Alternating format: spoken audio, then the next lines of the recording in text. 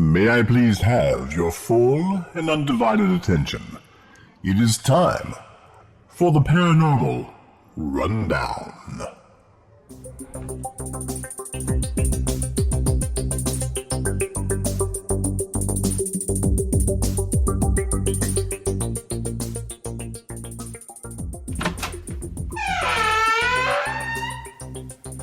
Hello, this is Cedric Dankworth-Smythe. I would like to take this opportunity to welcome all fans of the paranormal, the supernatural, the unusual, the entertaining, the terrifying, the horrifying, and those things that go bump in the night and in the daytime too. This is the one and only Paranormal Rundown, where the lads, the gang of nerds, choose from over 2,700 carefully curated paranormal topics. So welcome once again to the one and only, the unique, the amazing Paranormal Rundown. Welcome to episode 49 of the Paranormal Rundown. Our guest this episode is Ryan Kralik, the author of a forthcoming book called It From Us, an information-first framework and the purpose of consciousness. Due to the inability of the gang of nerds to follow any kind of pre-planned structure for an episode, our initial get-to-know-you discussion that we usually have before recording actually turned into the full episode without any official starting point. As a result, you get to listen to me for a few minutes so I can give you a little background before we start. This was a conversation we were really looking forward to, given the topic of his book and several of our deep dives over the past year. Ryan has developed a framework that postulates that information itself is the substrate of reality. His theory pulls together concepts from physics, religion, philosophy, and many different paranormal phenomena. His analysis is very thorough, and as you will see in our conversation, he has thought deeply about these topics for most of his life. He has shared his ideas and incorporated feedback from people like Hal Puthoff, Rupert Sheldrake, Dean Radin, and Ed Kelly, and published articles about this framework in Ancient Origins and on his website, itfromus.com. The core idea is that information, not matter or mind, is the substrate of reality, with a bias towards persistence through coherence. Consciousness is an interface through which information edits and encodes reality. In his framework, the many topics we cover here on the Paranormal Rundown, from psi to remote viewing, UAP encounters, all become evidence of the substrate at work, not outliers or anomalies to dismiss. Information First strives to be a unifying theory across multiple disciplines: physics, biology, consciousness studies, religion, culture, showing why DNA behaves like compressed code, why civilizations encode coherence through religion and monuments, why technology externalizes memory, and why these paranormal experiences are not noise but glimpses of the underlying information field. So, all that said, please excuse our lack of decorum in starting this episode and enjoy this fascinating deep dive into the concepts of consciousness, information, and reality. You grew up Roman Catholic, so you're Roman probably Catholic. wondering why I'm married and so on and so forth. Well, we are Catholic, but just not Roman Catholic, okay? And that's a whole nother podcast, but you probably know what I'm saying. Byzantine Catholic? Well, the word Catholic only means universal. It means the church. It means the bride. And so yes, I am part of the Holy Catholic Apostolic Church, okay? Just not of Rome. I see. With me? And so, so I still have the same apostolic succession, so on and all that kind of garbage that I don't have time to go into. But, I don't mean to say garbage, but yes. Okay. Basically, Makes sense now. The big thing to understand about Father Mike, and he's part of the Charismatic Episcopal Church, or the International Community of the Charismatic Episcopal Church, or something I forget the IC, but basically they are sacramental like the Roman Catholic Church. They believe in all the sacraments and they are in communion with Rome, meaning they're recognized, but they don't fall under the authority of the Catholic Church in the way that, a Roman Catholic diocese would. Yeah, Sure. the papal So- authority. So Yeah. there's a lot of similarities. There's a whole lot of overlap, but there's a few key differences in how they operate versus how Rome requires Catholics to be. And you came from a charismatic background, correct, Father Mike? Or Pentecostal? Sorry, it was a Pentecostal before Yes. CEC, correct? Yes. Pentecostal / charismatic type. Yeah. But that was a fully Protestant situation, was it not? Oh, yes. Oh, yes. Oh, yeah. Fully Protestant. Yeah. So, Ryan, my background is also Roman Catholicism, but not from birth. As a convert about age 14. And it's been a circuitous spiritual path since then, including a relatively long period of what I consider to be atheism.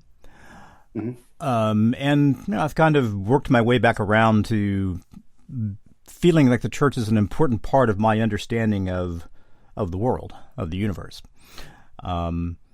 Dave, you're kind of somewhere in between us. Yeah, I grew up Protestant, Southern Baptist, and Presbyterian for the most part, and then wandered away from the faith in my late teens. Lived in California, was in, heavy into New Age, or just, there's a God, but I don't know what he's doing. He loves us, great. Beyond that, no real deep faith. And then back in 2014, I came under demonic oppression. I had direct attacks from something at night that came from somebody I knew. It was attacking him. We went on a hunting trip and it appeared to me and then started attacking me about a month later. And that went on for about a year and a half of this thing in my bedroom every night, sometimes attacking, sometimes just watching hatefully. And then, so I started digging into, well, if there's this, this real evil that's, tangible, it's in my life, then I need to look at the other side of things. And so I started reading the Bible, had a much greater and different understanding of it than I did when I was younger. And I was never able to read the Bible when I was younger. I just couldn't concentrate on it. So, I mean, I had Sunday school and stuff like that, but never like deep research. So anyway, long story short, I wound up digging into faith, and I felt like the Protestants were missing something. I felt like, and I still feel like, the Catholics, Roman Catholic especially, elevate some things that I disagree with, that I think is not scriptural. Yeah. And so I just got confirmed with Father Mike, the CEC, about 2 months ago when Father Josh was ordained. Yeah. And so, it's been a journey for me, but I've always had this sort of paranormal, trying to understand things in my life from a young age, and searching and looking into witchcraft, ceremonial magic, New Age, all that stuff. So I love this podcast because we touch on all of these fascinating things. Yeah. Oh, and my wife and I started doing ghost hunts back in 2010. And so we've been paranormal investigators. We used to be on a team and used to help lead some investigations. So very, very heavy and I had experiences there too, which were like, okay, there's something here. There's something definitely more to what we see in life. And everything is about me figuring out what that is. Yeah. On this, we can agree, definitely. And with me, Ryan, now that you know my background, I mean, I was raised in the Pentecostal / charismatic world in the Bible Belt of the United States. Okay. So anything that looked Roman Catholic was of the devil, of course. And anything that you could not explain was a demon, you know. And one of the being with these guys, it's opened my eyes to a lot more of the spiritual world, that it is sometimes not just black and white. You know what I mean? I do. And that there is things out there that, well, kind of like the old Charlie Daniels song, there's some things in this world you can't explain. By the way, the name of that song is The Legend of Woolly Swamp. It's awesome. Right. I remember that. But I love Charlie Daniels. Yeah. but Father Mike has great taste in music. Oh, yes, I do. Sounds like it. And doesn't Dave look like Jerry Garcia? I mean, you know, but you know, our main thing today is we're just a group of guys talking about anything and everything, and we have come to love Alice, and we'll go down any rabbit hole. And I just want you to be at peace. This is not about us bashing you bashing us. This is about a true, honest conversation and relationship building time. Oh, I'm comfortable with being bashed as much as somebody wants to bash me. I just don't think I'm going to return it. So right, I'm not interested in any bashing, and frankly, I'm in a weird place. Let me give you my whole 90-second story of my life. Okay. Raised Roman Catholic. And for those of you who've spent any time with Roman Catholicism, I would say that's more of a tradition than it is a spiritual endeavor. Generally. Okay. Yes. So, we did these things because it's what you do, not necessarily, we never discussed what you get out of it, if that makes any sense. Mm-hmm. So, but I went to Catholic school, church every Sunday and participation, and just like was expected of me and was expected of my parents, Roman Catholics to, practically the crucifixion, right? Yeah. Mm-hmm. And so, went to Catholic school, really, really hated it there, and not because of the religion. I just didn't particularly like the environment, and they don't have, or didn't at that time anyway, where I went to school. They don't have you don't have a big margin of error. So if your brain doesn't pretty much work like everybody else's does, the way they want it to. Yeah. Yeah. So you'll have problems, whatever. But my mom was the secretary at the school, and so anyway. But by the time I was ready to go to middle school, from 5th grade to 6th grade, my parents were pretty much on board. They were like, okay, you can go to public school if you want. I said, well, I do want. So I went to public school. Now, my younger brother and sister stayed in Catholic school all the way through high school, but I went to public school, and immediately I noticed a huge difference in a whole new world, right? Well, and granted, in grade school, they don't spend a lot of time on hard science. Okay.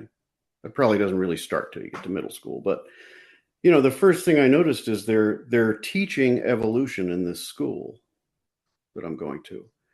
And I'm like, but that's not settled science, right?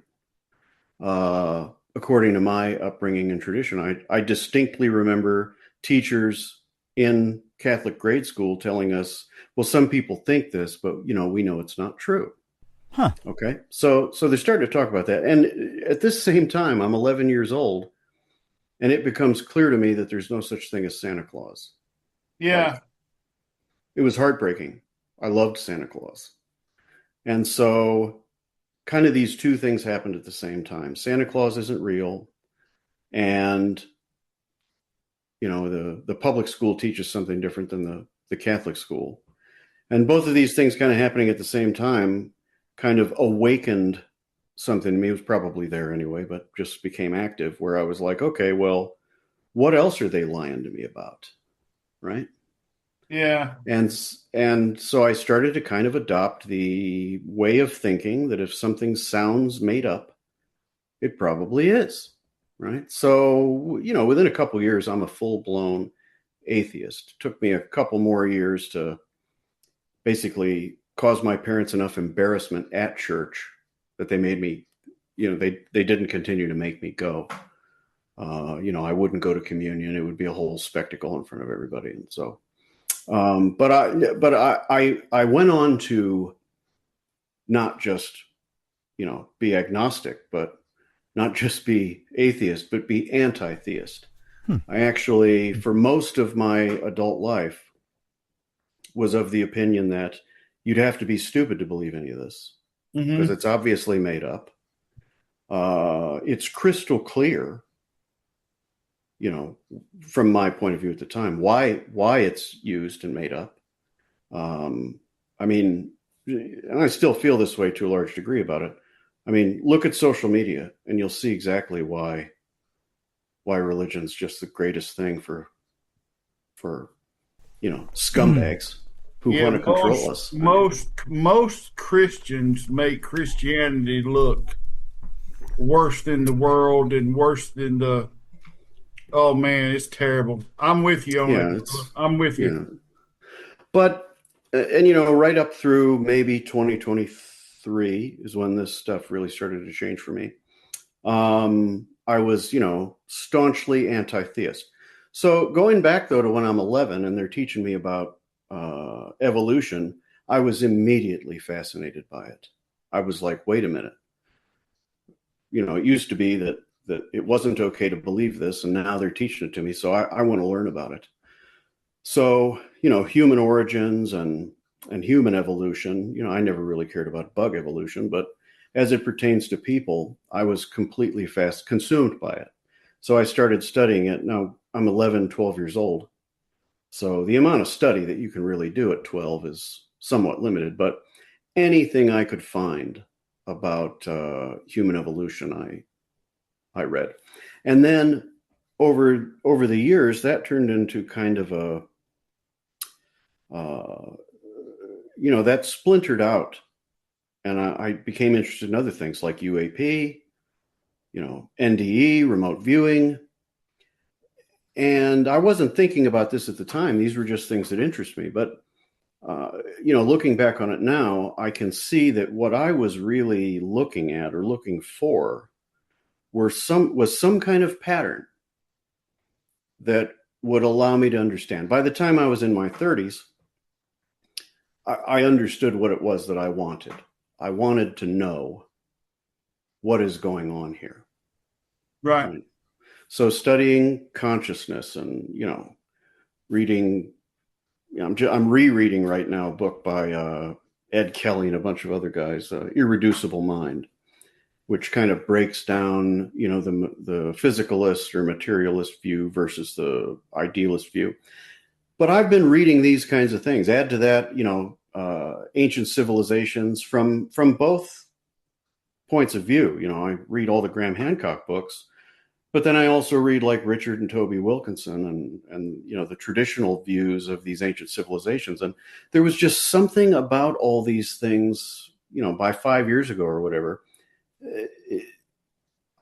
I could see it, but I couldn't see it. Something about these things was maybe going to be how it all got figured out, right? So physics and civilizations and religion, right? For a lot of the time I'm studying religion because almost like an autopsy. I'm trying to understand what the hell is wrong with these people. Right. That they can't see that this is a load of malarkey. So now, I don't know, was this all for a reason, or I don't know. But what ended up happening is, because I had an interest in all those things and studied all those things, without those, I never would have arrived at this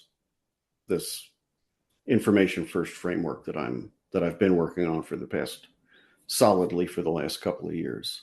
And I don't know, maybe it's a coincidence, maybe it's not, but without the ability to have some knowledge of all these different things, I would not have been looking for what is the thing that, if true, explains these other things, right? If you take like UFOs, right? Well, our physics pretty well gives you a good solid foundation to say UFOs are BS, right? There's some explanation for why people see this, but fundamentally it's not based on anything that's factual. And that was pretty much the line that they towed for most of my life. It's only very recently that we're starting to see some of that break loose, and congressional hearings, for crying out loud. But our physics says that nothing that people are reporting about those things is possible, right? You go from 0 mile an hour suspended in midair to 30,000 plus mile an hour. There's no way for that to happen without everything involved being pulverized and liquefied. The atmosphere, correct, the craft, anything inside. Plus you can make a 90-degree turn right at the in the middle of that. Yeah, I mean, you'll lose your lunch if you do that, for sure. And, liquefy your brains and all that.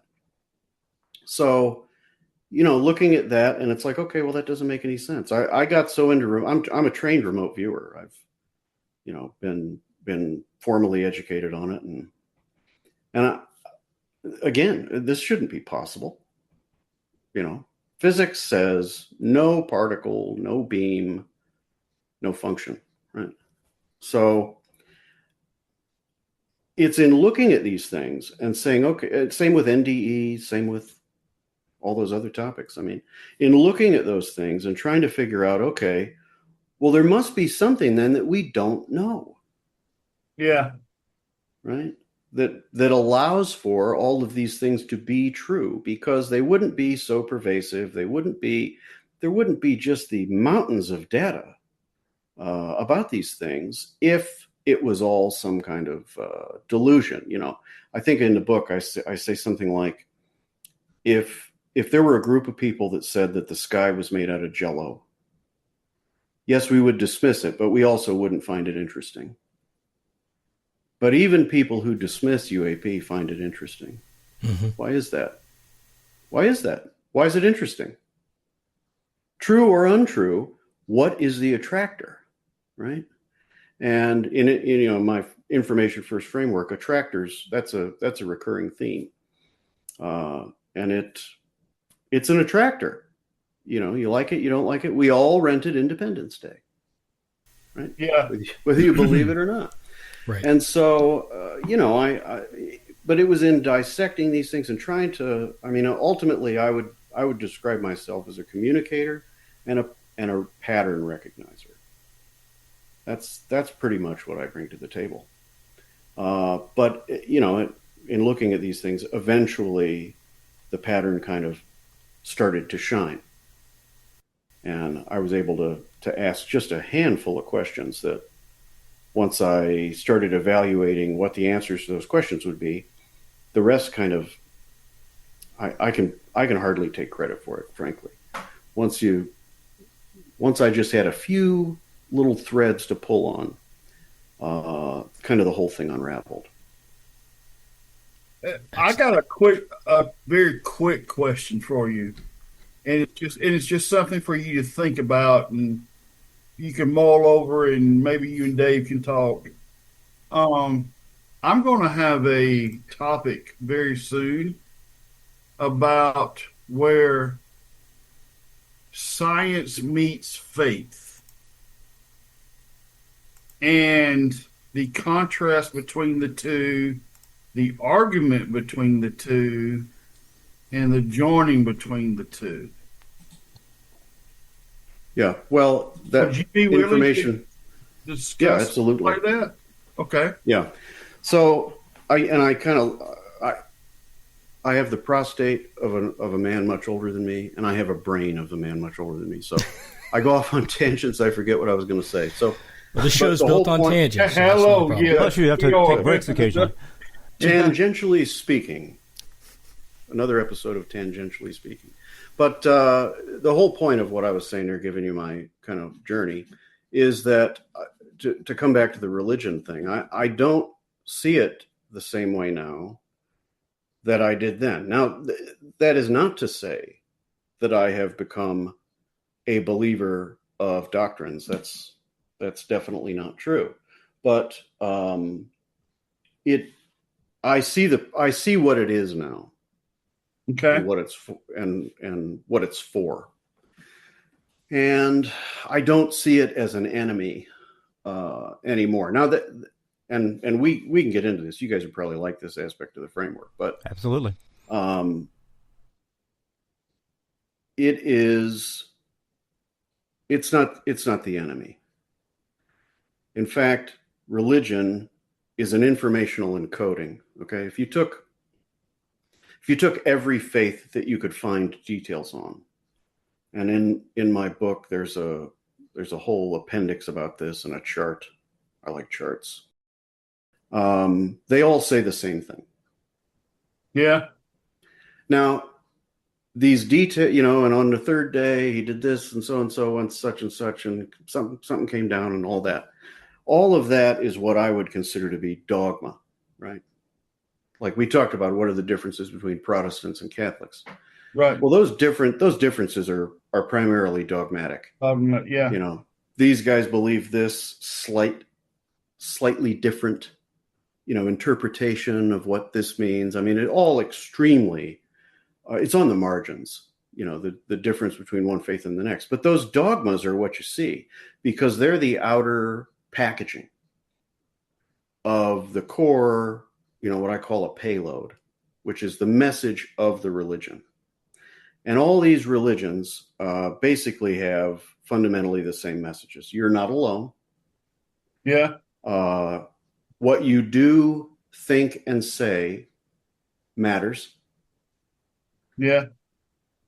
If something happens, pull together and carry on. Right. Range your own. Yeah, and take care of each other, right? There's six things that they all say. And here's what this was a wake-up moment for me, is I'm kind of evaluating that. I'm thinking about it. I'm writing about it. And it occurs to me, this idea of payload. Well, the core message is the same for all of them. That's interesting, isn't it? Let's say that religion is just this evolutionary, like the materialists would say, well, it's an evolutionary thing. It turned out to be useful, right? Okay, fine. Then why aren't they different at the core? Why are they all the same? Why doesn't one say, no, kill your neighbor? And why doesn't the other one say, no, set the town square on fire? They don't vary in these fundamental,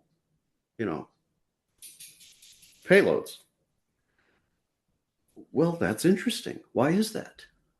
Here's why. Because, and I'm out of order here, but my book is just called fine. My book is called It From Us, and what it says, basically, is that the universe, reality, is not based on matter or energy, which is where physics wants the basis of the universe to be. It's also not it's not based on consciousness, which is what all the last 150 years of philosophers want it to be. It's information. Information. We live in an information-based reality. If you look at quantum mechanics, the double slit experiment, What we know about quantum mechanics says that until you measure it, it's not a particle, right? Mm-hmm. It's a probability matrix or cloud or whatever you want to call it. It's a wave till you look at it, and then it's a particle. Well, that doesn't make sense in a material, in a materially fundamental universe, but it does make complete sense in an informationally fundamental universe. So what you're looking at prior to the particle appearing to you is you're looking at the information related to the possibility of the particle. So we can tell from quantum mechanics, not that all physicists agree with me, but from my perspective, you can tell from quantum mechanics that underlying reality is actually the information about the possibility of reality. So it's not a particle until it needs to be. And looking at it creates that need. So underlying our reality is an informational substrate, is what I call it. And that informational substrate has a bias toward coherent, persistent structures. Okay? So what we call gravity, and we think it's about mass. It's not about mass. It's about informational coherence.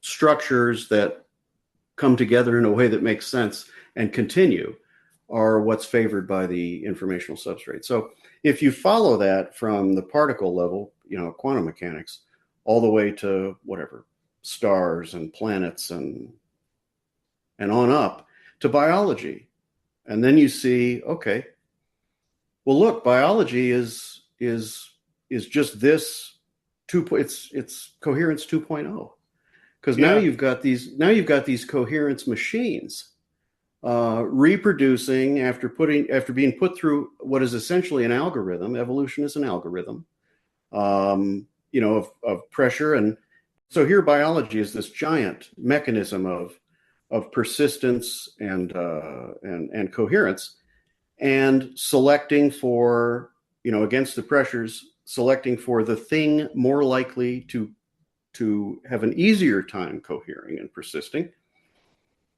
And then you can follow that right to, okay, well, look at what human beings do. Look at our civilizations. That same gravity that pulls, stellar bodies toward one another. The same thing happens with our civilizations. A village becomes a city state, becomes a nation, because of the power of its informational coherence, right? And a religion does the exact same thing. Yeah. A religion draws adherents based on, the quality or the qualities of its informational basis. And so we're deep in it, and there's no shallow end. No, there is no shallow end. I had hoped to start out light and not drag you right into the depths of it, but since we're here, we'll start the episode officially in a little bit. But I want to dig into that a little bit. I read your articles. I did too. I think most all of them, and this idea of an informational substrate or framework that everything is built on. I don't have necessarily a problem with that being a fundamental feature of the system. I question how information by itself can be the building block of the system. I can see how you can have information within the system that is used to drive coherence, right? It just like you talk about religion. Religion, to me, in the way you describe it and the way others I've heard describe it, can be a feature of the system that drives certain outcomes. There's a lean towards something fundamental that pulls people together and drives these outcomes in a specific way to advance whatever the system is meant for. The problem I have is the information itself is information. It doesn't have a drive. Just like ChatGPT is a decision matrix of information, but by itself, it doesn't do anything. that when you put that information into motion, you get outcomes that drive a certain way, but you still have to have something to put it in motion, which is where I sent you the Thomas Campbell thing, where I think that, a consciousness underlying everything is a driver. The information may be the vehicle that it drives to get the outcomes. How do you see that different? How is the information fundamentally on its own something active? Right. There's a section in one of the chapters in my book called "Don't Anthropomorphize the Substrate." Okay. Right.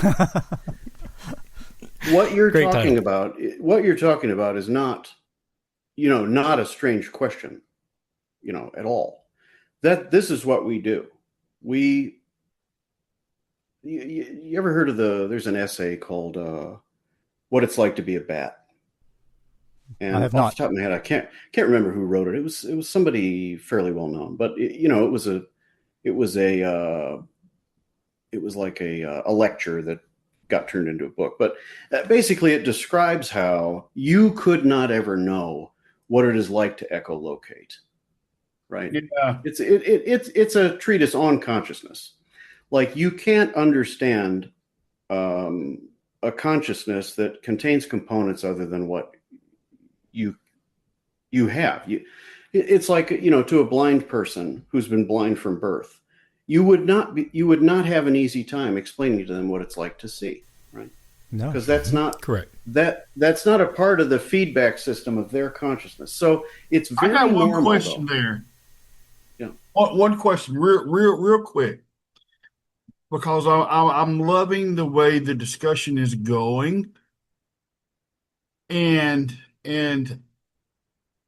I gotta be honest with you, I'm enjoying it very much, but I'm seeing one thing missing, and I would like for you to excuse my ignorance, but help me out, because in every case there is also a human experience with the science, with the physics, with the dogma, with the teaching, with everything. And regardless what side of the coin you fall on, there's always going to be an unknown. You know what I mean? Yeah. And that unknown is a point to where you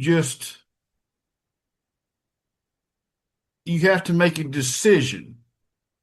I'm going to accept this, or let's just say someone like, in my case, who created God, I mean, that all-time question, that's just something you just got to believe by faith. And I'm seeing that same core value on both sides. Does that make sense? Oh, yeah. I don't think it's possible for all things to be known. I mean, just the limitations of, well, for first of all, for all we know, we're the only ones that have ever tried to know anything, right? Oh, hello. I mean, I am 100% with you there. And I even tell Christians make Christianity complicated. Well, I think that's people. That's not just, Christians. Yeah. It's people. Some of us are better at it than others. Hello. I think, Father Mike, what you're driving at is that no matter what you think you've explained, there are going to be questions remaining. There'll always be at least one. Yes, which sir. is, okay, well, what before that, right? Yeah. My framework, information first, does not answer all the driving questions of existence. Oh, man. Right. Damn, I thought we were going to have all the answers today. I'm sorry. My next book. Yeah. Okay. Come on, let's get it done. Maybe. I'll work on that next. But it's just like, like UAP. my framework does present a scenario, whereas in an information first framework of reality, those are not craft flying through the air.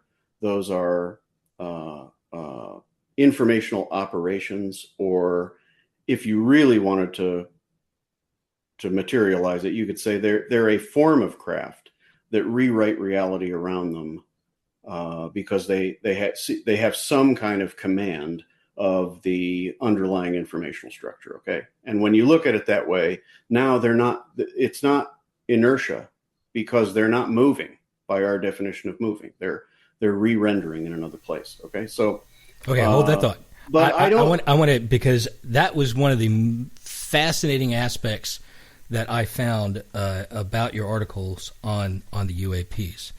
And you used a phrase in there that I really liked. I actually wrote it down as a potential title for the episode, which was Hello. You're gonna inflate my ego, man. Oh, no. Well, we always try to pull something for the title that's relevant to something you said or your ideas. Well, let's hear it. So the matter is display, not essence. Okay. And so what you just said is this idea that the UAP is rendering. What we're seeing is what is rendered in the system, because we're seeing it, we're measuring it through light, radar, whatever it is, but that is not necessarily the essence of what that thing is.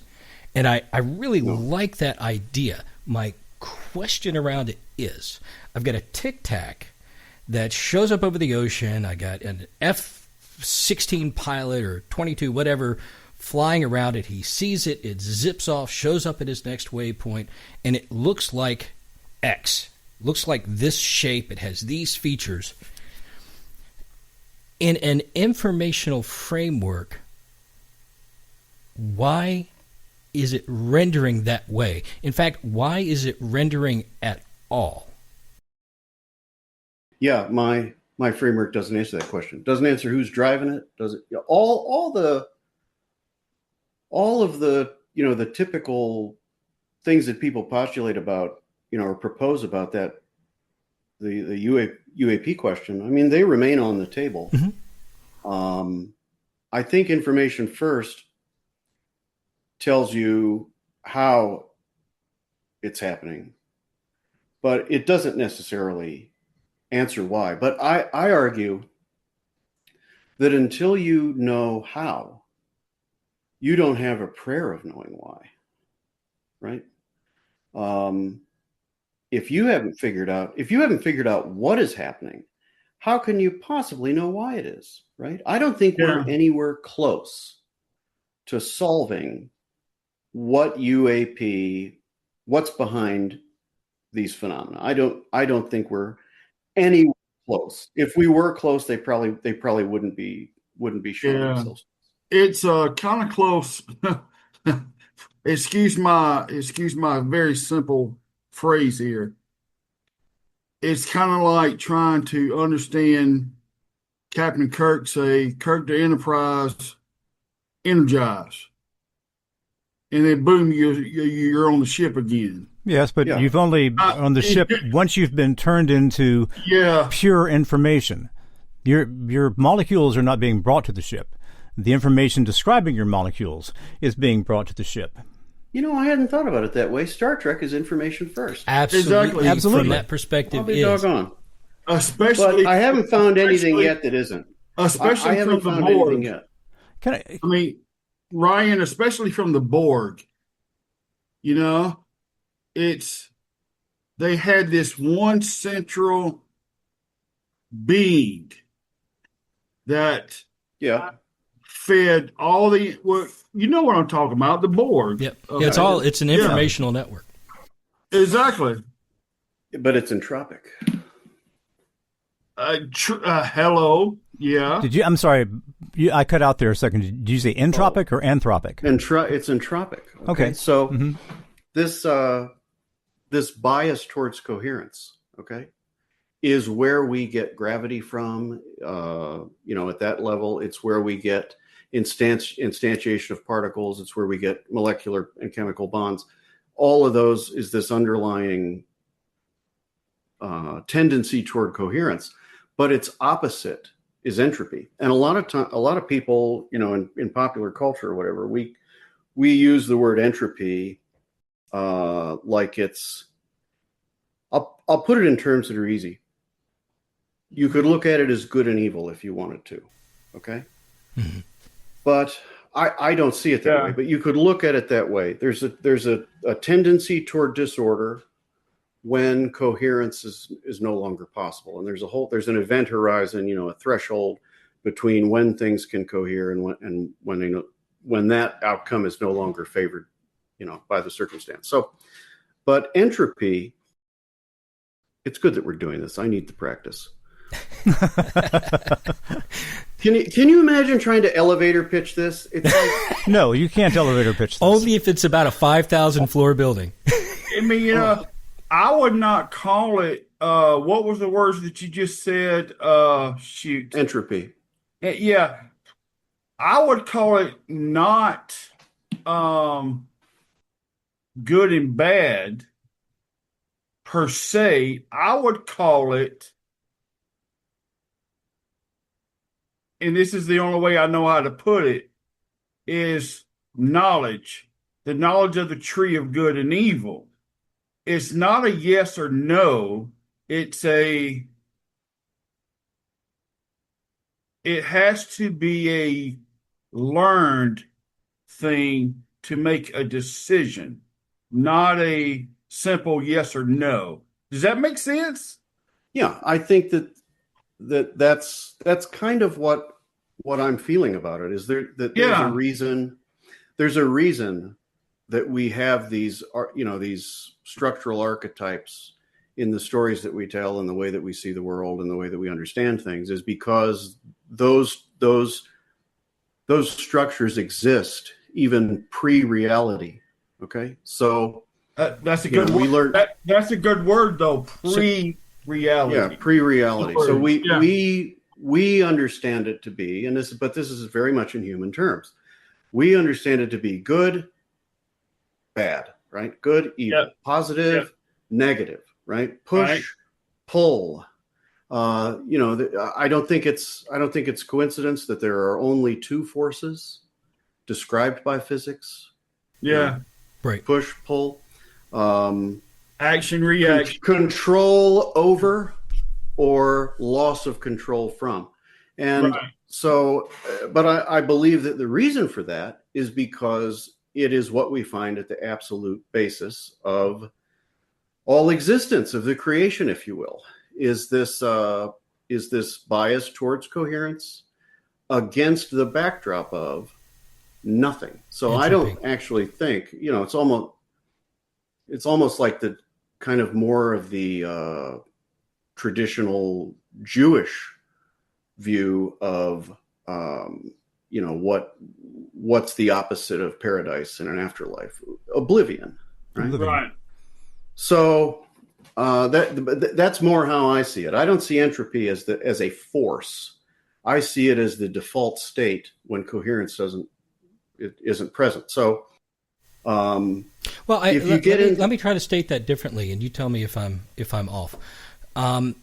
The duality of our system, of everything, has these dualities, right? You have light, dark. You have the push pull.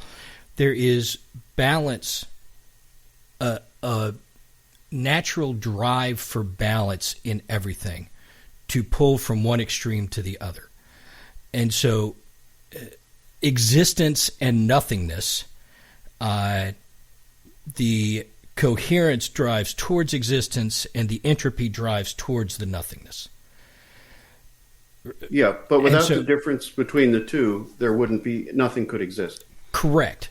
So we see that duality in almost everything. We see it in all aspects of religions. We see it in physics. We see it in everything. There's that split. Yeah. So there's definitely something there. I agree with you. What do you think, putting on your philosopher's hat drives that duality, the origin of that duality? The underlying informational substrate. So, and I made a joke a minute ago about how, can you envision the elevator pitch for this? Right. Right. You Every have to choose the right conversation, elevator for sure. Every conversation I have about this starts like this. What do you know about quantum mechanics? Well, you can imagine what the answer to that usually is. And I'm not saying that's wrong. Okay. I talked to a friend of mine the other day. I haven't talked to him in a year. Grew up together, spent a lot of time together. And he's like, I heard you're writing a book. I'm like, yeah. He's like, what's it about? An hour and 45 minutes later, my wife, oh my God. My wife's looking at me like, you're a dead man. You don't get off that phone. You gotta Hello. that kind of, and I'm like, yeah, I got to go. So, but I'm not saying that it's a simple thing. No. But to give you a little bit of background as I understand it, and I want to recap this. I'm not a philosopher, except for armchair style. I'm not a physicist, even less armchair style physicist. I've been fascinated by these things, and I have worked for over 30 years to understand them.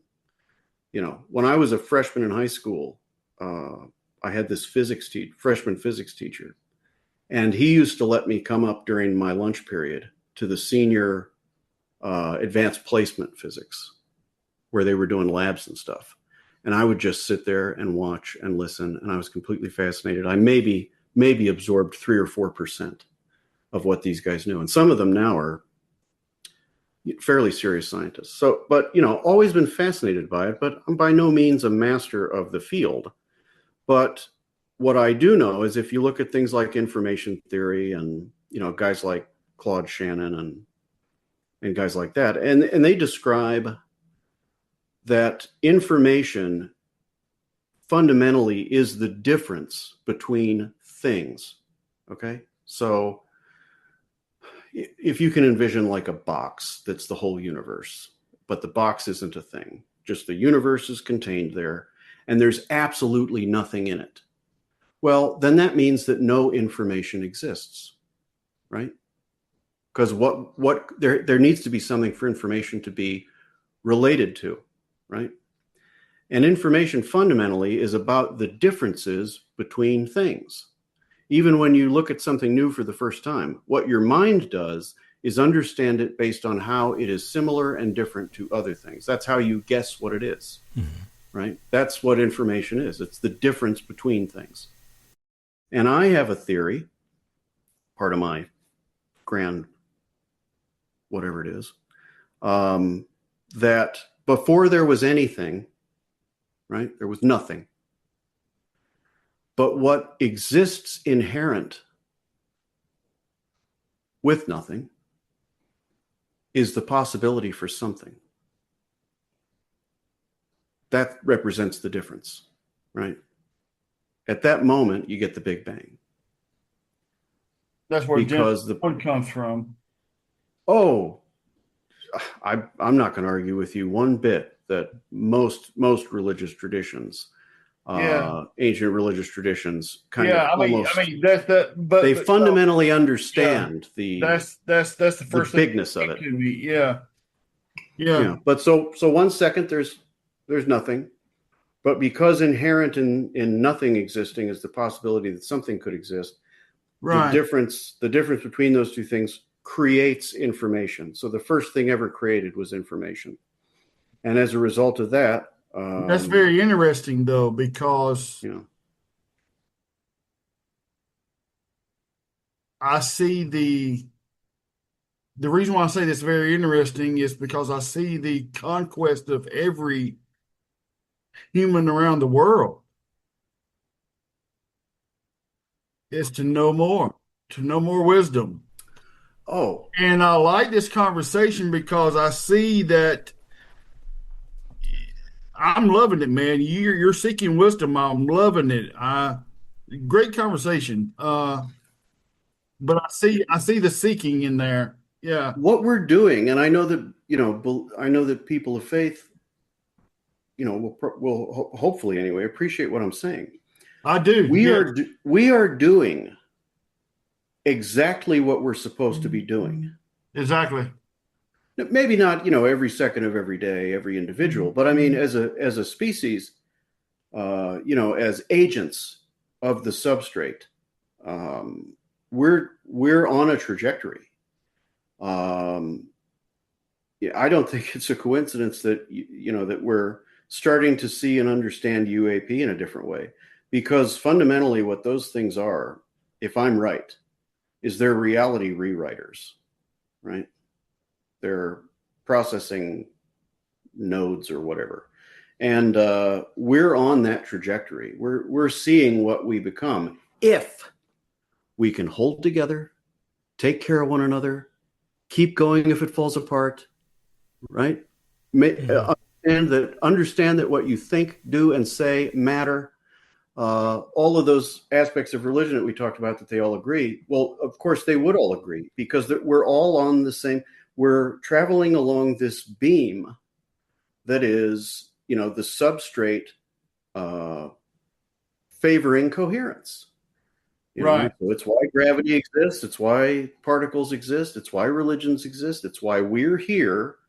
And ultimately, and I think we're frankly at the very beginning of the chapter, where we learn how to do that ourselves. And there's a purpose. And you would understand that a substrate that favors coherence, it's still a universe in motion. We are not going to be here forever like we are today. Right. You're not going to, if you don't get to a certain point before a certain point, you won't survive with your history and knowledge intact. So, very good point. Yeah, like the dinosaurs or whatever, or the Younger Dryas. Exactly what I was going to say. The Younger Dryas event and whatever created Göbekli Tepe. It could come out of nowhere, and boom, you've just toppled past the threshold, and it's too much information loss. I get that. Yeah, entropy again. Yeah. So if Vic is more the scientist of us, in terms of his background, so Vic, correct me if I'm wrong here. Most scientists think I'm full of crap, so hopefully Vic's not over there. No, he's not like a hardcore physicist, but he's done scientific experiments, Right. And I've studied many of the same things that Ryan has studied for at least the same period of time. So there's a pretty well-known systems tend towards entropy, do they not, Vic? As long as there's not constant energy input, yeah. But even with that, there are certain, at least, I've been very quiet. You guys mind if I? Yeah, no, that's go for it. Take a few minutes. What I was trying to make sure didn't happen in this, because it often happens with 5 people, is everybody gets excited about what we're talking about, and we step on each other. It does happen. And it does happen. So I was trying to avoid that. But I want to just address a few things that you've said, because they either resonate with my personal experience or they differ from my personal experience. And the first one, of course, is the all-important topic of Santa Claus. And I can remember, I think you were 11 when you found out there was no Santa Claus. 11 or 12. I was in the 6th grade. Okay. Well, I was a bit more precocious than you. I think I found that out at about 9. But I had known. Well, I was the oldest in a Catholic family, so it was probably kept alive longer because I had younger siblings. You had younger siblings. That was your job to kind of make them believe that. But I had known, of course, that there was no Santa Claus from the time I was. Well, I'll tell you when it was. It was about 6. Okay, I started reading. Nobody really taught me how to read. There was just. And that's what my mom and dad used to say. Look, there was just one day when he could read. And I'm assuming that was because I watched other people read and I listened to them. But one of the first things I can remember reading was this great Bible we had. It was like the children's Bible. It had these beautiful pictures in there. And then there was and of course I would go immediately to the story of Noah's Ark, because it's got animals and it's fascinating. And I can just remember thinking at age 6, I'm thinking, all these animals on one ark, on one boat. Boy, that seems You're really working hard. out the square footage. You're working out the square footage, boat. working out the waste disposal. And I get Right. and I'm thinking, okay, well, this isn't perhaps 100% factually true, but it's something that people that I greatly respect send me to. There must be some reason for this story to exist other than it being 100% factually true. Just a normal 6-year-old, right? Right. Yeah, That's a 6-year-old I can hang with, man. there must be some reason why this is happening. And so by the time I got around to saying, hey, Mom, got a question for you. Is there really a Santa Claus? And I could see that look on my mom's face of, okay, now the joy of the illusion is over. Jigs up. Jigs up. Because he knows that. But there was not any part of me, and I'm this is just a difference between you and myself. There wasn't any part of me that thought I had been lied to. At all. There was a part of me that said, there must have been a reason why Mom maintained this illusion all these years. Mom is a kind, decent, intelligent, driven person. She wouldn't lie to me for no reason. So I didn't have that particular psychological trauma or psychological damage. But I really want to get to the substrate, because this is one. You'll ask these guys. I have to go about this circuitously. You were talking. You were saying, I'm not a philosopher. Okay, I'm not a physicist. Well, I don't know about that. well, I can tell you what Trust you me. are. You are an. I have a name, and you can use this all you wish. You are an Aristotelian information agglomerator. Okay. I don't know what the first word means. Well, What'd you call me? I don't know what you have to explain that first word to me. But if I can infer what it means, then yeah, we all are. We all are that word. Yeah, but you've kind of based your life around this, and you've done this in a very conscious way, which I greatly respect, and that is really kind of the reason that the Paranormal Rundown exists. Okay, the Paranormal Rundown is,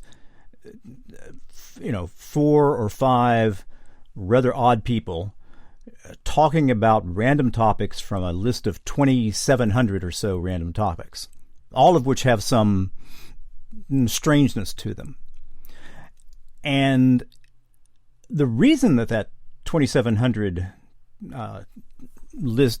topical list came about was because I simply came to the conclusion that none of this information, none of this stuff, none of these topics could be put in the doesn't matter category. Okay? And that includes UAPs, and that includes Bigfoot, and that includes various psychological problems, that includes history, that includes all these things. And so my agglomeration Demonic path... possession. You want to say it. You want to throw demonic possession in there. Do it. Oh, no. No, I didn't really want that to. is certainly... But sure, we can I'm talk only about teasing. we can talk about demonic possession. And then as life went on, I realized that, every once in a while I encounter something that I just absolutely cannot explain. Using prosaic methods. I can't explain that. So why would I dismiss all these possible explanations? So I finally get to the question I've got. And it's something that has existed in my mind once again since I was about 6. Okay, so when I was 6, I didn't have the words, but I came up with the idea of non-overlapping magisteria. Okay, meaning that, hey, look, science, historical facts, you can go into this area and there's no belief or faith required.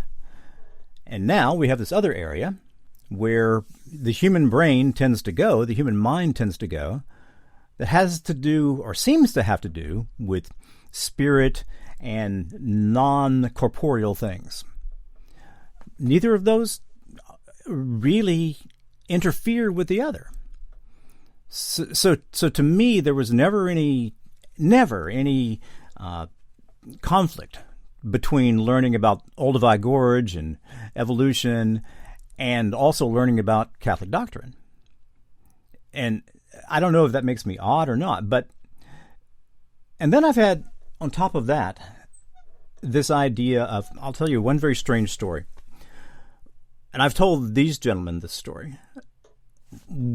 At about age 7, I began to have this vision in my mind of there being some invisible infinite ladder with invisible infinite boxes sliding down that ladder. Each one of these boxes contained a fully developed and fully conscious and capable victor.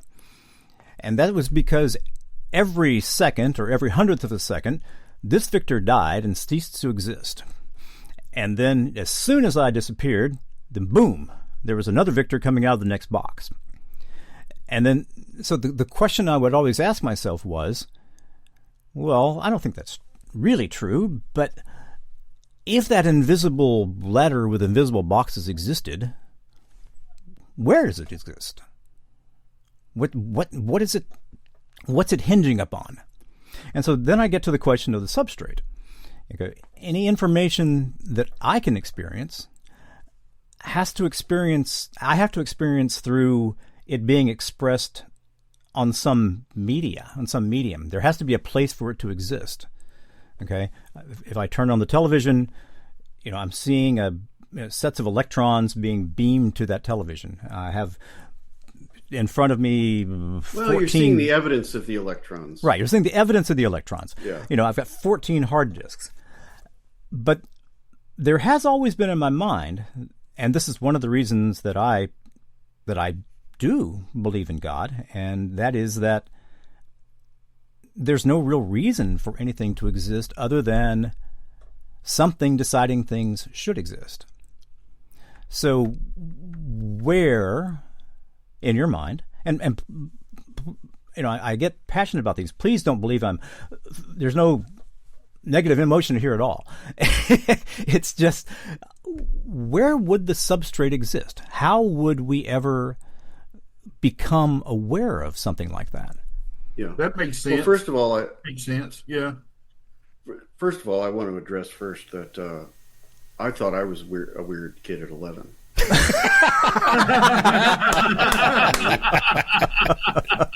But you were weird before that in a way that I can totally respect. Okay. Weird is generally not bad, if you want my opinion. But so you're saying, what's the substrate made out of? That's as good a way to put it as any. Yeah. So, and I get that this kind of is in line with what we talked about a few minutes ago, where we kind of want we kind of want everything to fit into our accepted realm of understanding based on the capacity of our brains and our consciousness. Okay. Mm-hmm. Fair enough.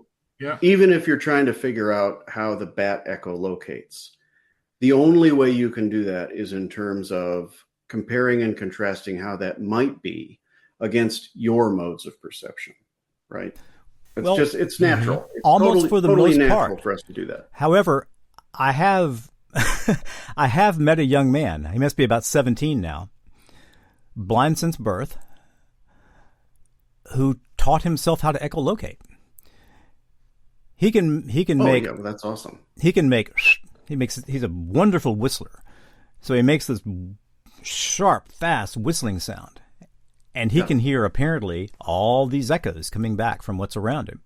Man, that's all. He can ride a bicycle. What? I said he can ride. That's crazy. He can ride a bicycle.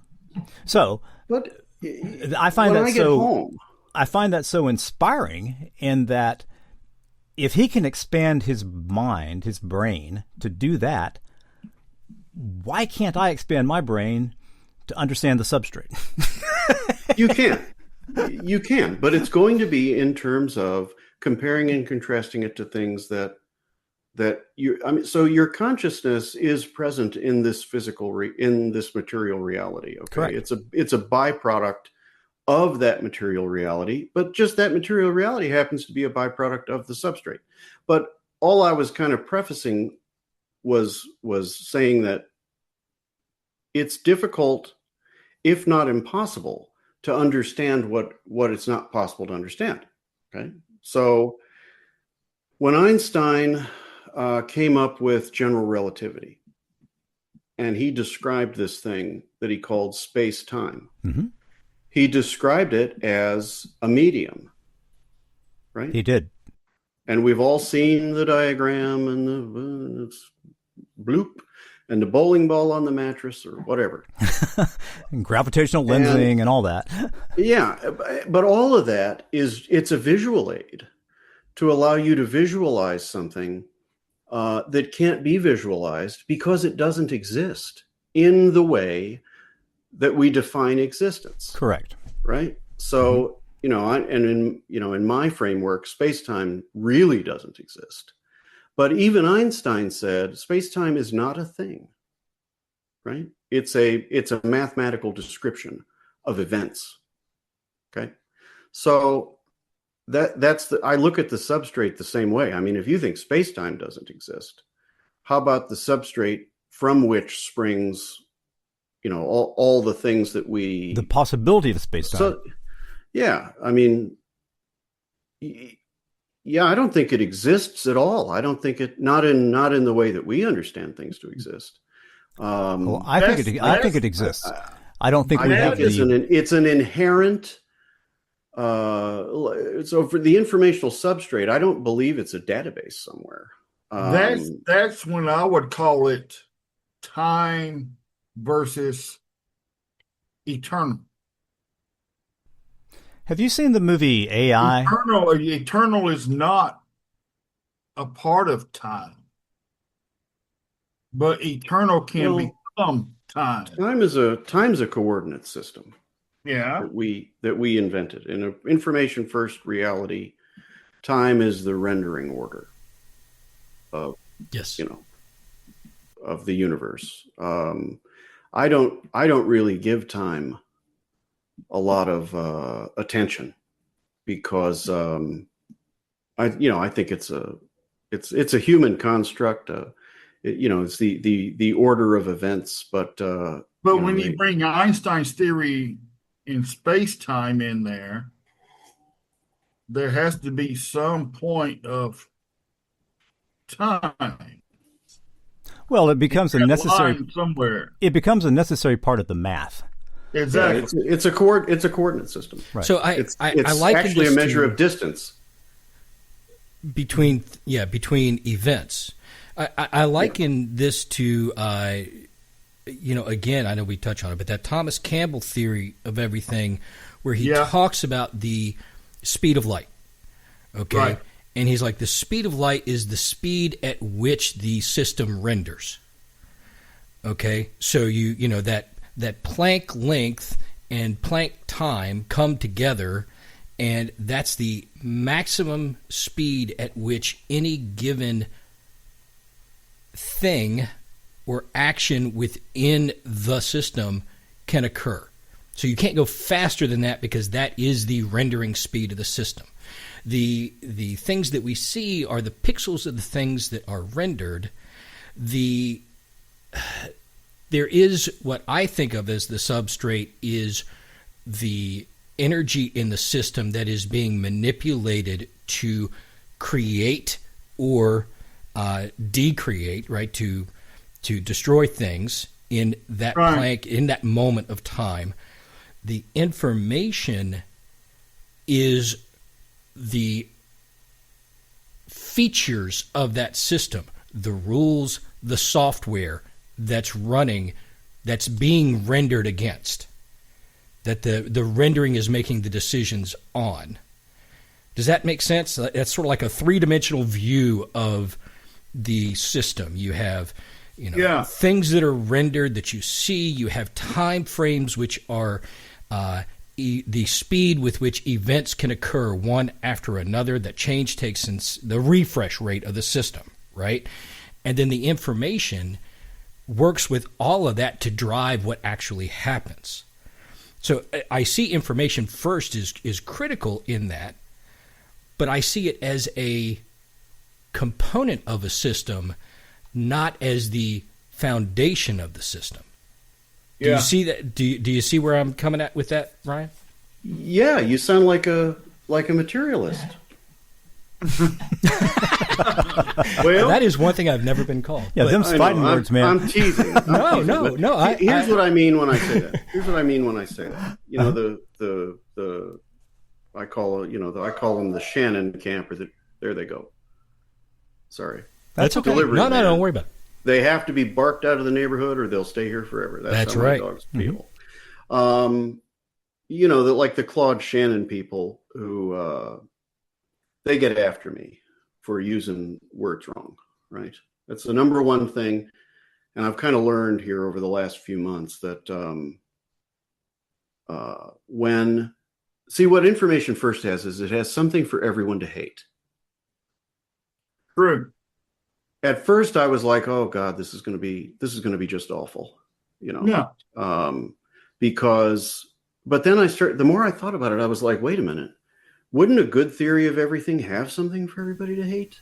Wouldn't it be likely that, you know, if it is novel, wouldn't everybody have, you know, their own kind of good reason to hate it? And that's what I found. But, you know, what on the physics side, you've got the people who say, well, you're using entropy wrong, or you're using the word meaning wrong, or you're using the word information wrong. And I went down a whole rabbit hole on each one of these terms that I was being told, you know, I'm backwards on. And what I found was that, my opinion, that they're the ones who are wrong to say. I'll give you an example, okay? 100% correct. They're the ones that's wrong. Yeah, what I worry about is your confidence in yourself. Yeah. Well, I'm no Tom Campbell.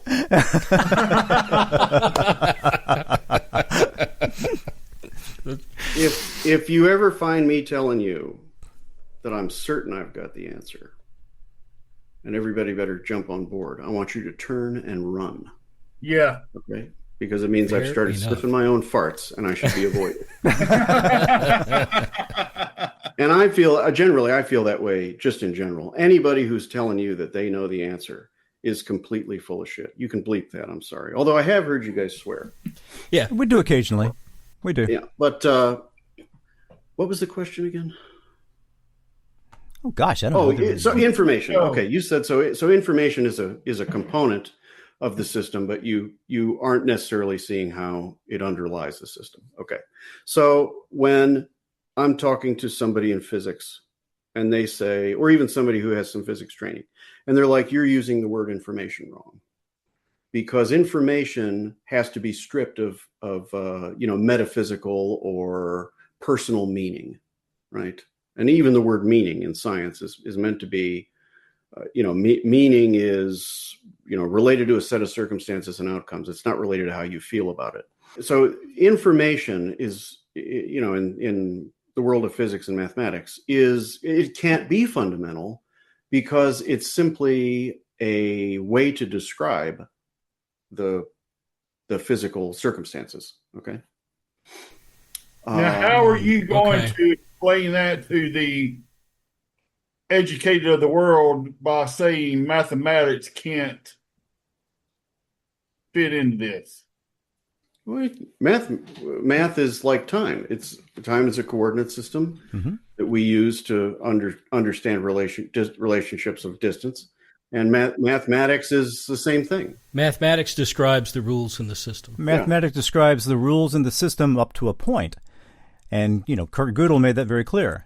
Every system problems and questions are going to arise that cannot be answered with the mathematics possible within that system. Yeah, but I think typically, if you look at human history, I think it's far more often that we understand something and then learn the mathematics that explains it. Oh, yeah. Than we actually learn the thing from the math. And if you look at physics for the last 100 years, here's what I've learned from math when I look at the last 100 years. It will cause you to manufacture a bunch of particles that you can't prove exist. Right. If you try to strictly follow the math, I think you're going to be kind of driven to put things in places where you don't have an answer for why the thing happens that way. The math gets you to a certain point, and then to get to the next point, you have to invent something to make that possible. Yeah. So you're into dark energy, dark matter. Tests to prove it or disprove it. I want to ask you a question. Before we go there, can I wrap up information? I really want to understand this. Oh, yeah. Point. This was an information question. Well, please, okay. Well, I understand what you're saying. Others say about, science says about information, which is it's stripped away. It only describes things. That's not how I view it. So now I understand what you mean by a materialist. I understand my background is in information technology. I'm a data architect, enterprise architect. That's the way my brain works. So I think in terms of information systems and information-driven decisioning in analytics. Mm-hmm. So I think of information as a fundamental driver in the system, not a descriptor of it, but something that decisions are made off of. So I have no problem seeing the matter or the information being pre-existence of matter, right? Okay. That matter is driven off of an informational framework.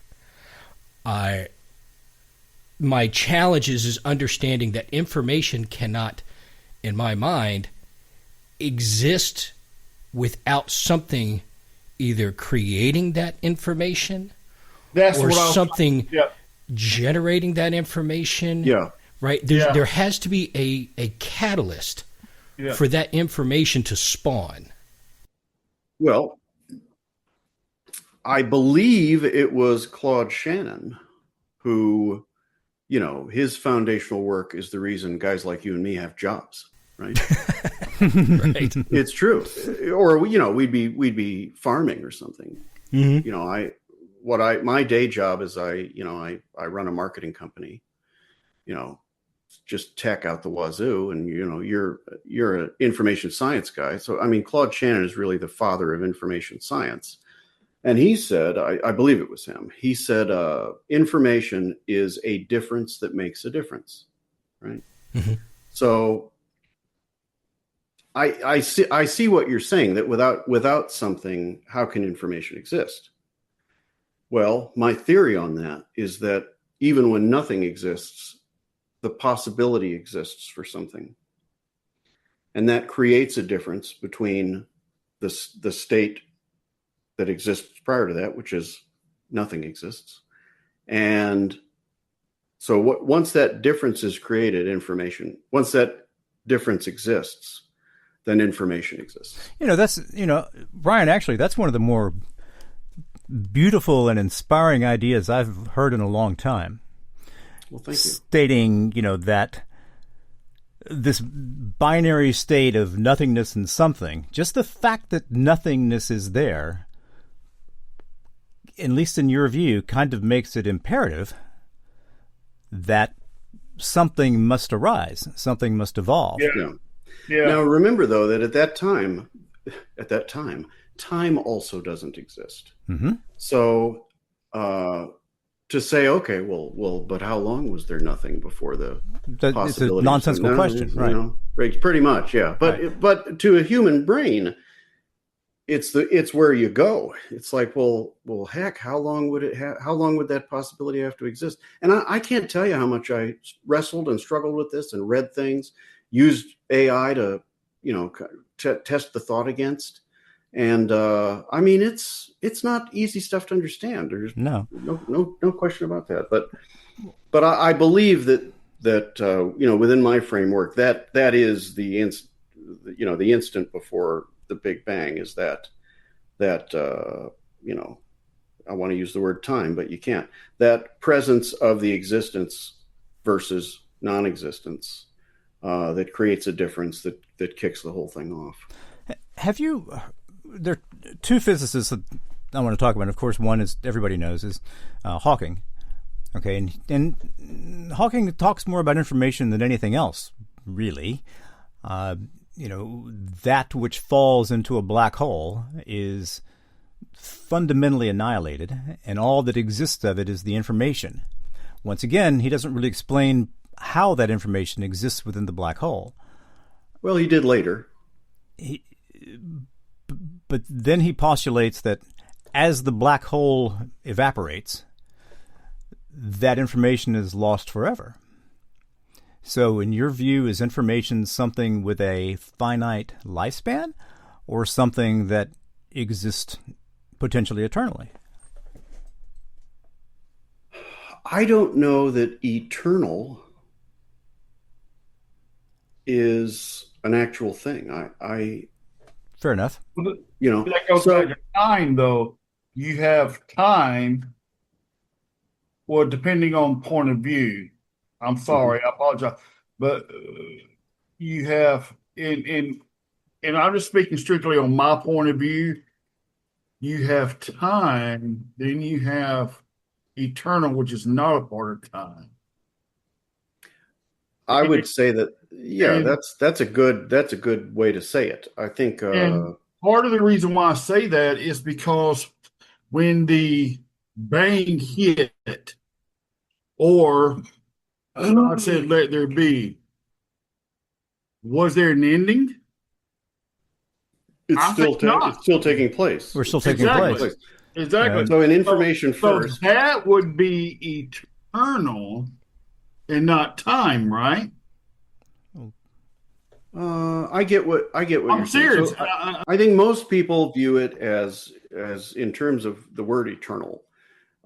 Time they understand to be finite, and eternal would be a time that is not finite. And what you're saying is eternal could also be just the absence of time as a exactly the absence of time at all. Yeah. And so I could accept that definition of that's exactly eternal. It's absent of time. It's there's no other word but eternal. I mean, we definitely could do better with words. We're yes, falling we behind. need to.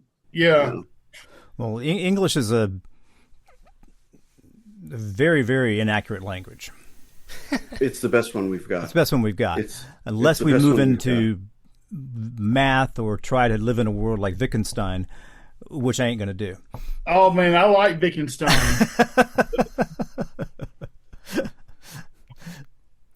Have you ever seen the movie AI? I don't think so, no. Robin Williams. Okay, it's a movie about this future society where we have robots indistinguishable from humans. Mm-hmm. Okay, is that the one with Will Smith? No, that's iRobot. Okay, okay. But what you get to the point where these robots have become so important to people that they want them to respond to them lovingly. Mm-hmm. Okay, so this incredibly brilliant scientist programs robots to where they can bond with a mother, where they can love the mother. So it behaves very much like a human. And so, of course, this causes all kinds of problems. And this one little robot boy who has been bonded to a mother, who can't die, spends thousands of years essentially frozen under Antarctica, hoping for the day that his mother will come along. And by that time, you have these mechanical beings that are beyond anything we could even describe, who are, and there's no biological aspect to them at all. They are movable, sentient, sapient computers. And they see this little boy, and they see how much he's missing his mother. And they have one of her hairs. And they say, okay, we have tried to bring back other humans. And we've been able to recreate them genetically. But what we found is that when we create them, all of the knowledge and the experiences and the information that person had comes back. Yes, I think that movie. It's like the universe itself encodes this information, and that as soon as the physical container for that information is reestablished, it reinvests itself. Now, the other thing that they said was, as soon as that person goes to sleep, they die, and all that information is gone. That you can only have one instance of a person. You can't. Was this the movie where the little girl met her mother or something like that at the end? It was a little boy. A little boy. She was in the AI world or something like that. It was a girl that. There are no little girls in this movie. Okay, all right. But anyway, Ryan, I hope you don't mind. I bring up. No, you're going to a weird place, Vic, and I love it. Yeah. well, I'm fully prepared. I bring in fiction all the time because I think that story is how we understand things. We are a narrative species, as Bert says, and this is how we understand things. And I think sometimes, non-scientific authors come up with some really profound ideas. Yeah. About these things. So he was positing a universe where information goes both ways. There's a substrate, and then that which we experience and everything that defines us gets saved. That appears to be the case empirically. So, we've touched on a few of the veins that I kind of weaved together when I was coming up with information first. But one of the big ones for me was remote viewing, right? So when I was 12 or 13, 7th grade, Mrs. May's language arts class was 2 periods long because, you got to learn how to talk right as a child, communicate well. So you got an extra long class in the morning. It's called language arts, but really what it is reading and writing. But these long classes, we'd have these stretches of time where she didn't have anything planned. We got done. So she would encourage you to read. She had a big shelf and a lot of interesting young adult titles on it. And I read my first science fiction book, which was a Andre Norton book. Which one? Oh yeah, Andre Norton. Who's actually Andre Norton is from about 15 miles from where I'm sitting right now. Oh, no kidding. And I read another book, and I couldn't remember the name of it for years. Thank God for the internet. I found it about a year ago and ordered it, and I have a copy upstairs.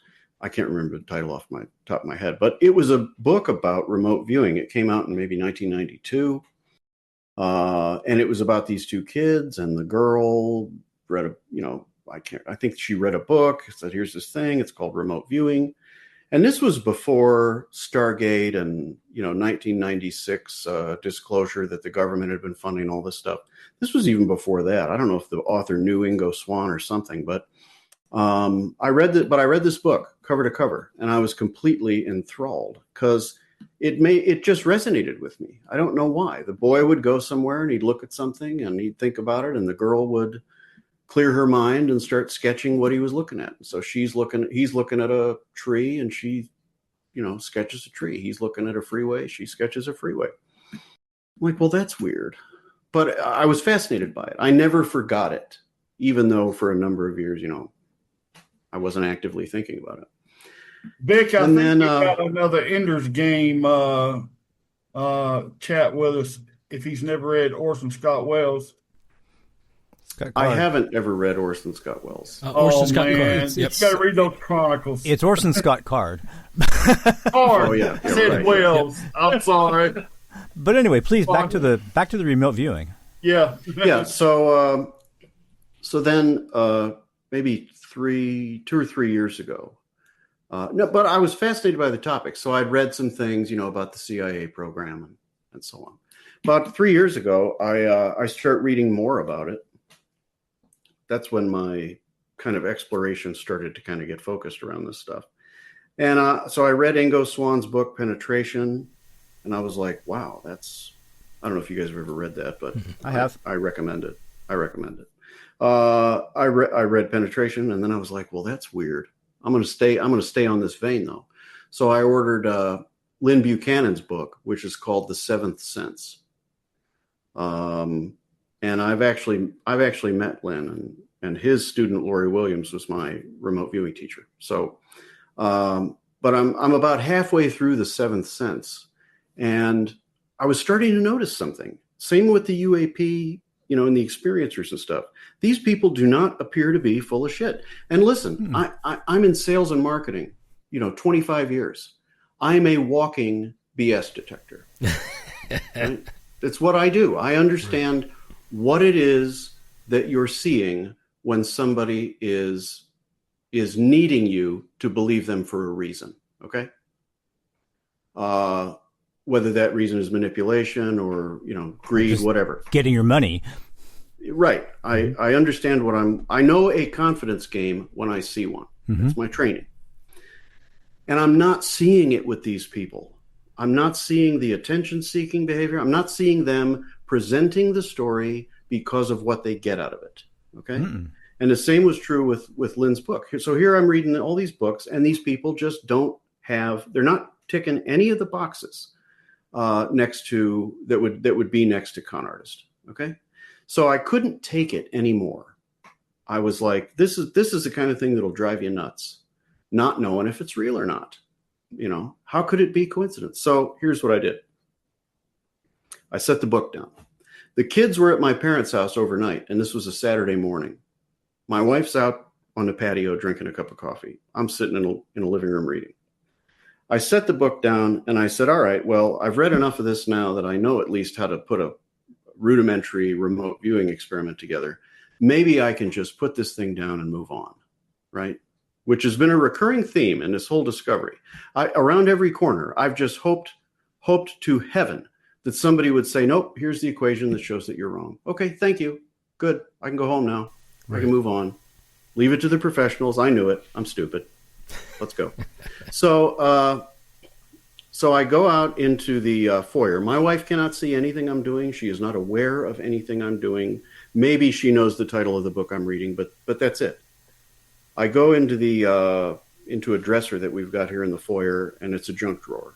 And I'm looking in the junk drawer. Okay, what can I find here? And so I find a marble, right? It's a blue and green glass marble, kid's marble, about like that. And I wrap it in a piece of paper, and I put it in my pocket. And I wrapped it in the piece of paper because I didn't want you to be able to see the shape. No indication in my pocket of what's there. Okay. I get a piece of paper and a pen. I go out to the back patio. I open the door. I say to my wife, I want you to come inside and do what I say, and don't think and don't say anything. By some miracle, she said fine and did it. She got up, she comes in, she sits down. Later, I would think about all the other ideas I could have had to tell her what to do after that. But so she sits down, and I said, I put a piece of paper in front of her and a pen. I said, don't think, just do what I say. I'm going to give you a number. I want you to write the number down at the top of the page. After you've done that, I want you to make some kind of squiggle or mark on the paper. Just don't think about it, just do it. And then I want you to use only descriptive words and write down what your brain says is in my pocket. She says, okay. I give her the number. She writes down the number. I said, okay, time for the squiggle. She goes, blip, blip, blip. And then I said, okay, now the words. Round. Smooth. Green. She kind of pauses. I said, anything else? She's like, not really. I said, okay, now sketch it. Circle. Squiggly line, squiggly line. I said, are you done? He said, yep. I said, put the pen down.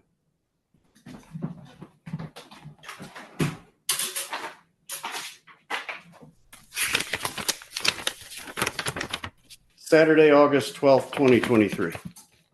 Round, smooth, green, small. Nice. Now, you could argue that it's a little more blue than green, but... No, I'm not going to argue that. So my life changes on this day, never to be the same again. My wife wishes she'd have drawn a triangle or A horsey. pie plate, but this should not happen if what we are told the universe is, if that's true. This is the weirdest doggone coincidence ever.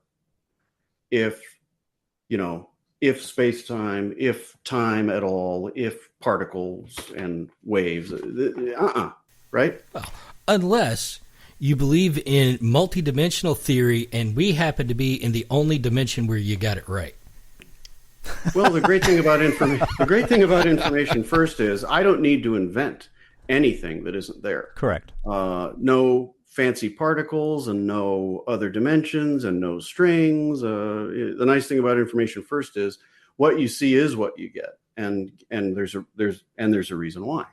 But I lost. We've my been train of harping thought. on Why did multidimensional lately. That I'm hoping to bring it to an end. I'm it trying drives to us make nuts. fast work of. Well, Yeah, I mean, it's one of the probably autistic problems I have is people use words that fundamentally have no meaning. Okay, so they will say things like, "Oh, I think the UAPs are interdimensional." What the heck does that mean? Where's the other dimension? Explain something that is interdimensional to me. Two questions.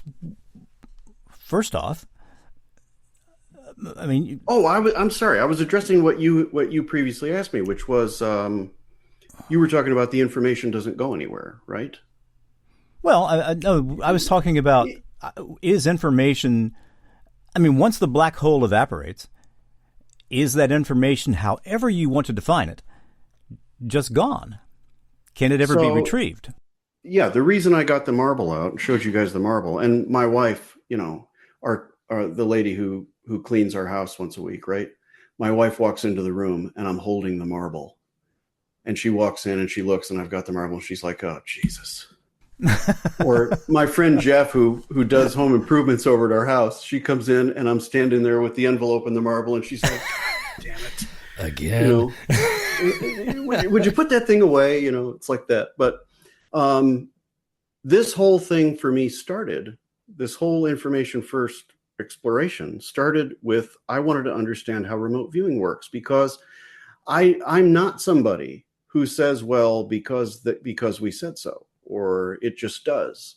That is not how my brain. I will never be satisfied with that as an answer. It's one of the reasons that that religion doesn't attract me. It's because well, you just have to have faith. That's just not going to work for me. I'll keep looking until I find a mechanism, right? So, which I personally believe is 100% within God's plan. Well, or a coherence biased substrate, looks a lot like God. Frankly. Agreed. Yes. But I started looking at, okay, well, what would make this work? What would exist? What would be true that would make remote viewing possible?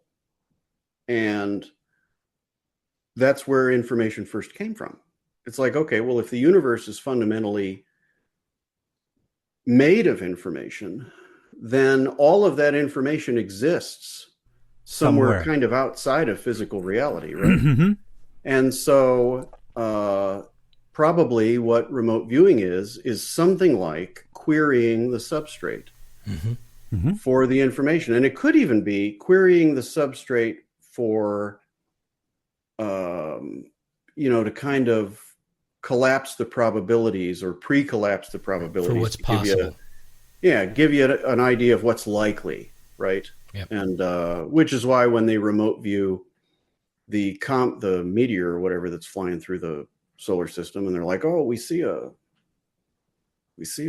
there's a device on it. It's like, well, if you want to be technical, there would be no protocol to eliminate a remote viewer querying information related to other people's thoughts about the thing. But that's another discussion for another day. But my point is that that's a good discussion I for today. Right. Hang on, that's relevant. So describe that again.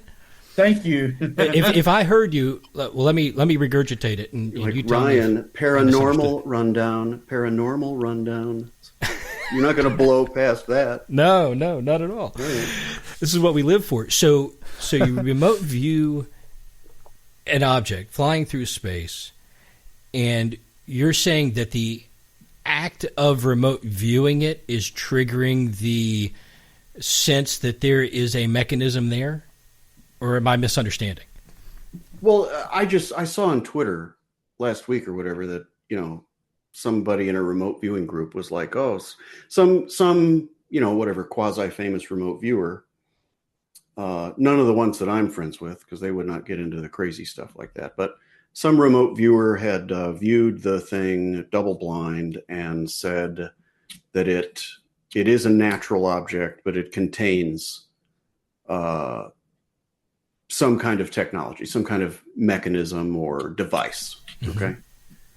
And the first thing that occurred to me when they said that is something that lots of people who have remote viewed or have some training and understanding of remote viewing know, which is there isn't any way to know when you remote view something if you're remote viewing the thing as it exists, the thing as it may sometime exist, what other people think about the thing, and if I'm right about information first and you're querying information, it's a pretty clumsy query in the first place, mm-hmm. right?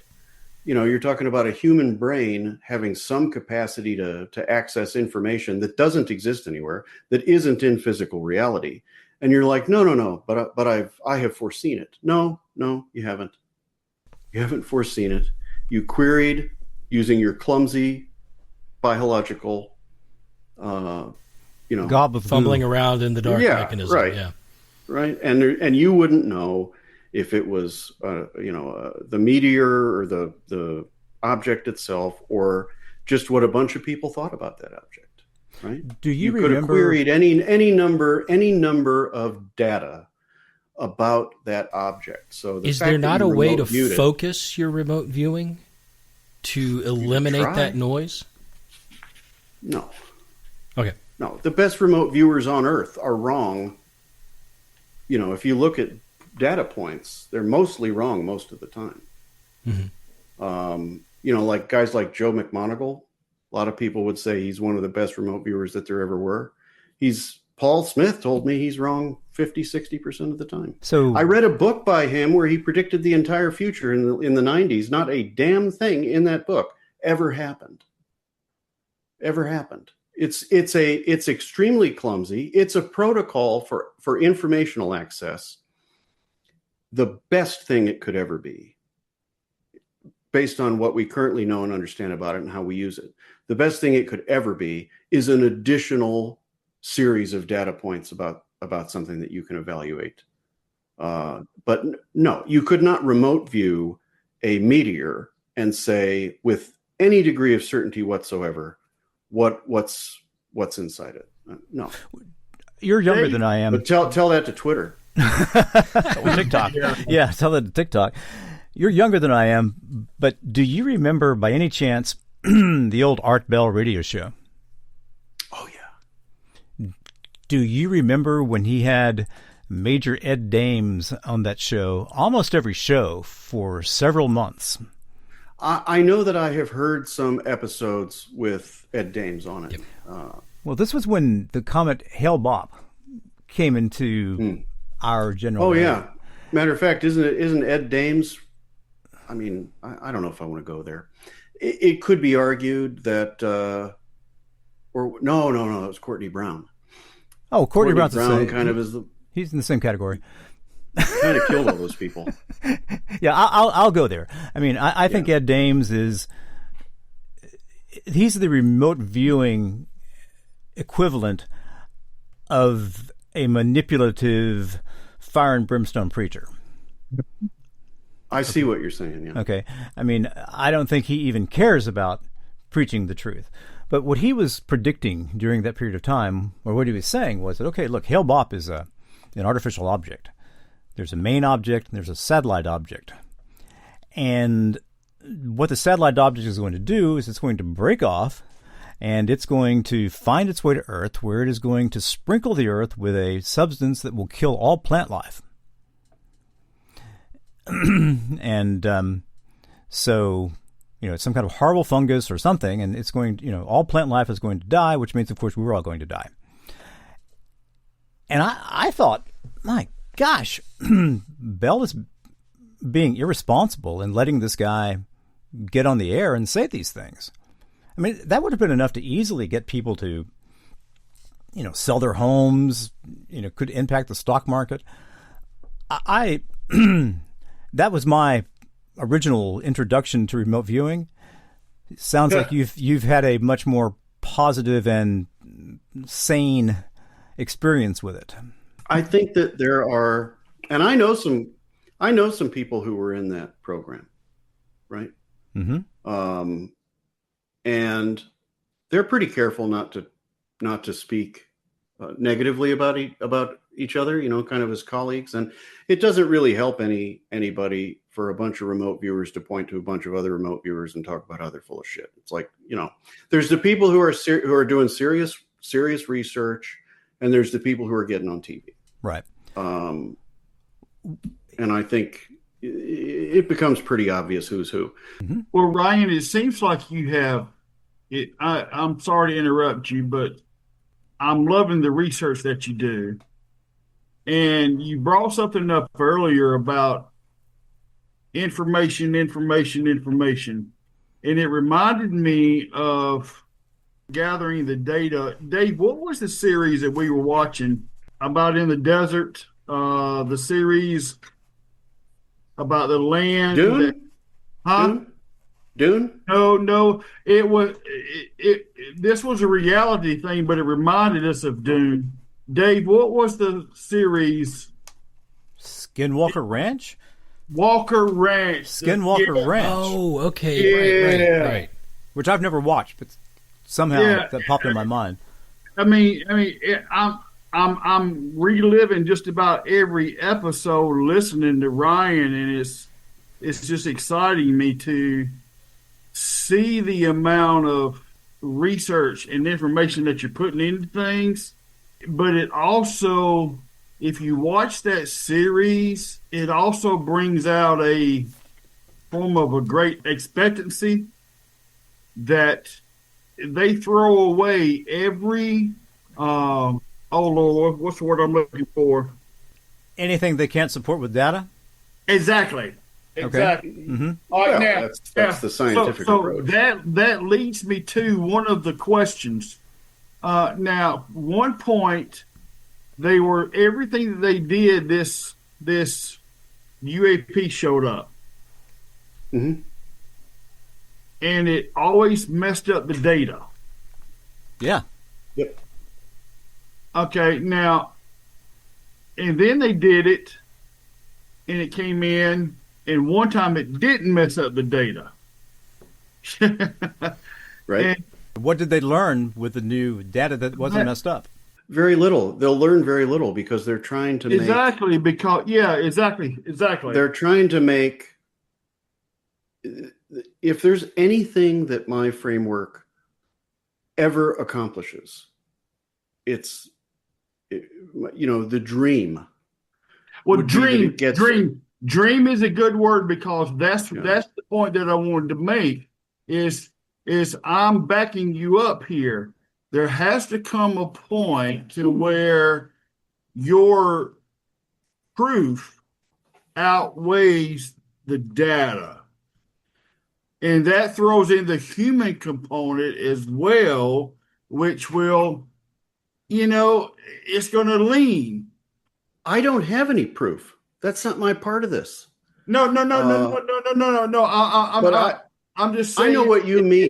Okay, all right. My dream is for a bunch of physicists and mathematicians and philosophers and very, very serious people to come to the table around this idea and say, okay, fine. Now we're going to start evaluating things through this lens, right? That's a very good dream. The reason that it's Skinwalker Ranch, they're not going to come up with anything that tells them anything, because they're trying to make sense of it through a matter first framework, and it's not going to work.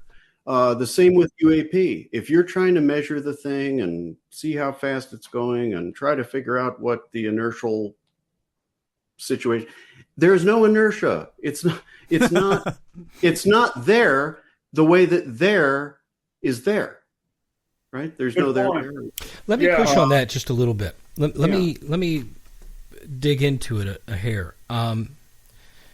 We have things that follow the laws of physics that we can measure and see that have inertia, and then we have these things that we don't understand that don't. Why the difference in the informational framework? What is the purpose for the difference, or can you discern that at all? Yeah, my theory for that is and I want to be clear. Information first is not simulation theory. Right. Okay. Reality is reality. It's a table, right? And I spend my life simulating, so I can the thing I love most about information first is it doesn't need to invent things. It doesn't need to do that. So it's not simulation theory per se, but reality is in a sense rendered. Okay, and we know that from quantum mechanics. We observe quantum effects, and we see reality gets rendered. Material is rendered from the possibility underlying it. So when you take the Tic Tac, okay, in an information first framework, whatever that thing is, right, it is not in our reality the same way the F-18 is. Gotcha. And even if you look at like things like J. Allen Hynek has said, it's like it's there but not there. That's probably the best way I can think to put it. It's there, but it's not there in the sense of what we typically think there means. Okay, so it's an informational artifact more than it is a craft. So it isn't moving. So let's say you were designing a video game, okay? Even though I know this comes pretty close to likening what I'm saying to simulation theory, but that's not, it's just an analogy. So let's say that you're designing a video game and the player is on such and such a point of the map, and you want the non-player character that it's going to interact with to be at this point of the map. Okay. Mm-hmm. But later you want that non-player character to be in another point of the map. Mm-hmm. You would not write code that physically moves the non-player character across the map. You wouldn't do that. Unless there was a purpose for it.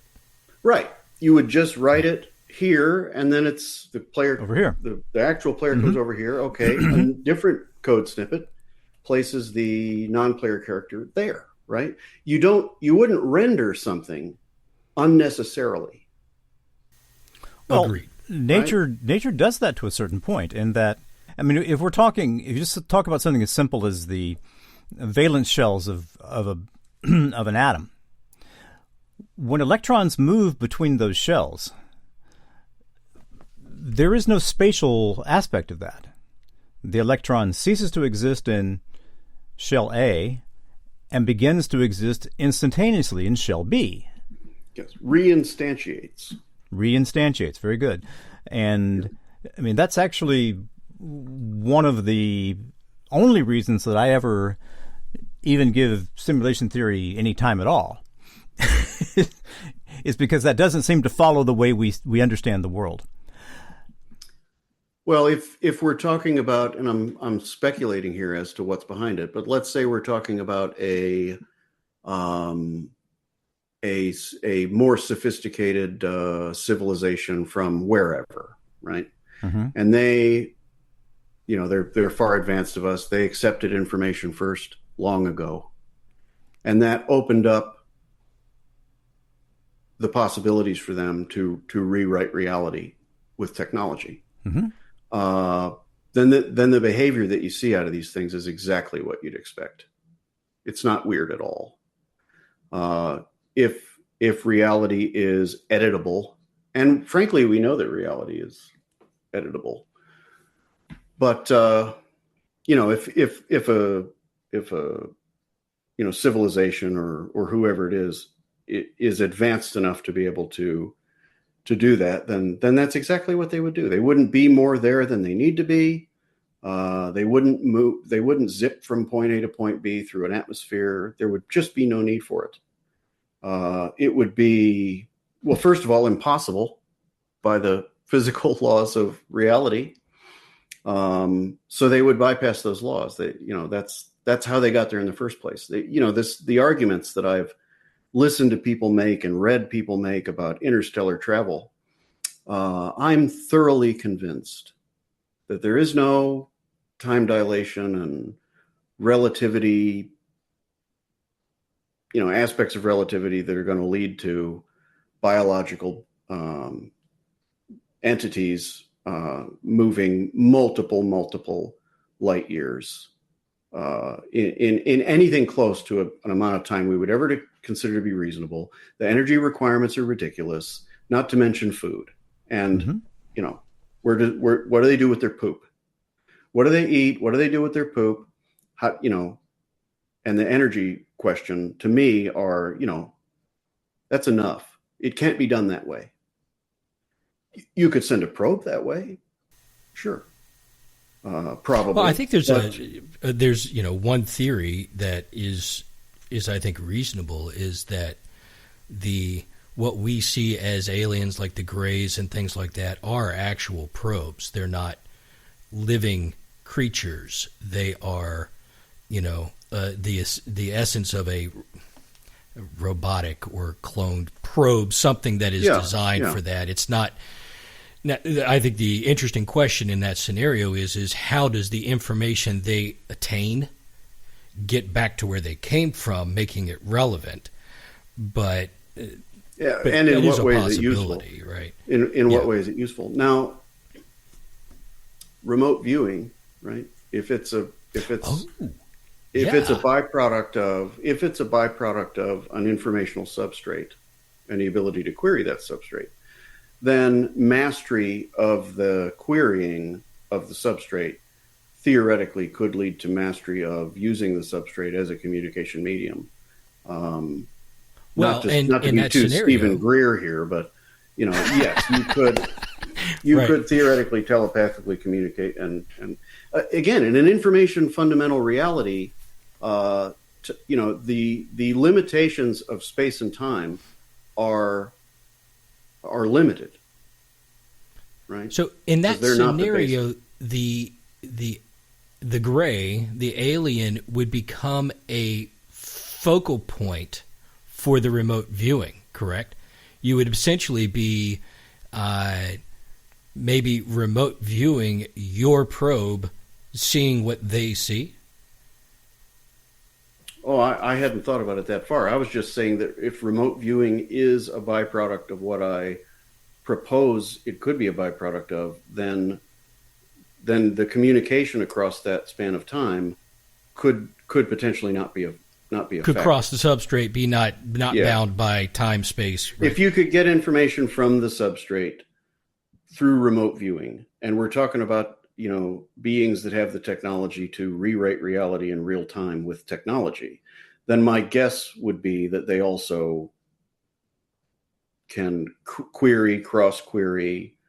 I wouldn't even want to use the word transmit because it's there. You don't need to transmit it, but right. If they're here gathering information and have a sophisticated enough mastery of these concepts, then that information could be queried from wherever they're from too. Ryan, let me just jump in here. Okay. Father Mike had to drop off because of some physical issues he's had. Some real bad neck problems. Right real now. bad neck problems. If we allow this to take its full course, we're going to be here for 6 hours, maybe 8. Well, it doesn't have to take the full course, but I do have the question or two left. I could go till 3:45 if we had to. Once my kids get off the bus, though, it's going to be. Oh yeah. Earth. Well, I first off don't want to monopolize your time, and second off, I just wanted to make sure that since this has turned into an exchange of questions and ideas, that you are getting the chance to discuss what is most important to you. I think that's happening. Okay. Okay. I mean, I think that's happening. Even if you said, okay, there's the stage, there's the mic, you got 3 hours walking through it. I mean, I still don't think everybody who tunes in would necessarily see it exactly as I see it. I mean, sure. Speculative question then. Yeah. And once again, I'm going to go back to fiction. In Star Trek, you occasionally come across a being that has transcended physicality. Okay, this is no longer a physical being. This is an energy being. They don't explain exactly how that energy remains cohesive. They've just ascended. Like all other Star Trek ideas, that is stolen. Frank Herbert had that in, I think, the third Dune book. There's a species that is not non-physical that kind of travels through space. But anyway. Well, but anyway, so could you, in a speculative fashion, take that one step further, where you transcend from physical to energy, and then over millennia or multiple millennia, you transform from energy-based to simply information-based. And if you're discussing, the substrate, it doesn't seem to me like the substrate would really have any physical limitations at all. So if you're an information-based being, you can query the substrate all you want, and perhaps you can move around the substrate all you want.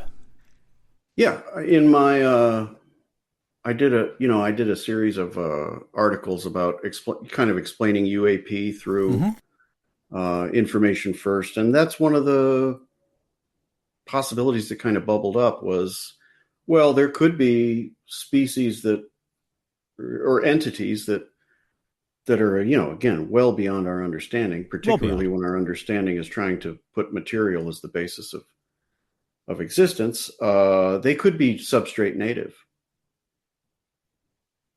They could be substrate native. They could be substrate.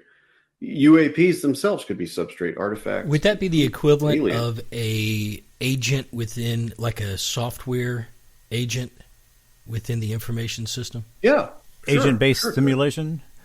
Yeah. Which is horrible. Yeah. I mean, it's. I'm not saying it's the case. It's Mr. Smith. I don't see any reason why it wouldn't be possible. Now, I do think that coherence bias comes into play, and just because something is possible doesn't mean that it exists. Because the set of circumstances, the information needs to be present that its existence would be coherent.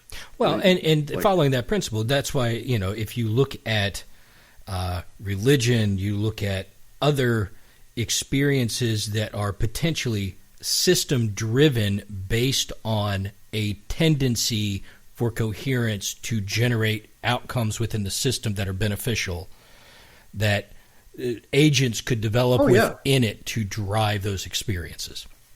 I could see that. I think it's most likely what deep religious experience events are really about. I say don't anthropomorphize the substrate, but that doesn't mean that the substrate couldn't anthropomorphize itself if it wanted to. Correct. That makes sense. And I do think a lot of this is just kind of how we see things. But I do think if there was a better word for it, I'd use it. But I do think that there's a purpose. Now, it might just be the appearance of a purpose because of this bias towards coherence. Because it's beneficial for the system, right? Yeah, there's a way that things will unfold that are in line with what the bias wants to. Even wants isn't the right word. That's why I say you hit a point where our language starts. Yeah, but wants is as good a word as any, because it indicates some end goal. Yeah, it's understandable. And actually what I think is, when we talked a little bit earlier about trajectory, and I have a chapter in the book called Convergence, where that's really what I see happening is you've got this underlying informational substrate with a bias towards coherence. This is how it behaves with particles. This is how it behaves with planets. This is how it behaves with species and civilizations and technology, right? So if you look at the trajectory of our technology, it's all information based. Megalithic architecture is an informational transmission mechanism, a coherence mechanism, and so is cloud system architecture. It's about coherence and persistence of the information, right? And Claude Shannon, and you get all these redundant packets and all that stuff. I mean, that's why our systems look like us, because this is just what the universe does. But it looks to me like a trajectory, and then you can tie UAP back into it by saying, okay, well, if it's an informational basis of reality, and if those things are rewriting information, then probably what's happening is we're at the precipice of understanding what they are, what they're doing, and that we can do it too. And then what really makes it weird, start to sound like a crazy person, is what is a quantum computer? Mm-hmm. A quantum computer is a harnessing of probability states using technology, right?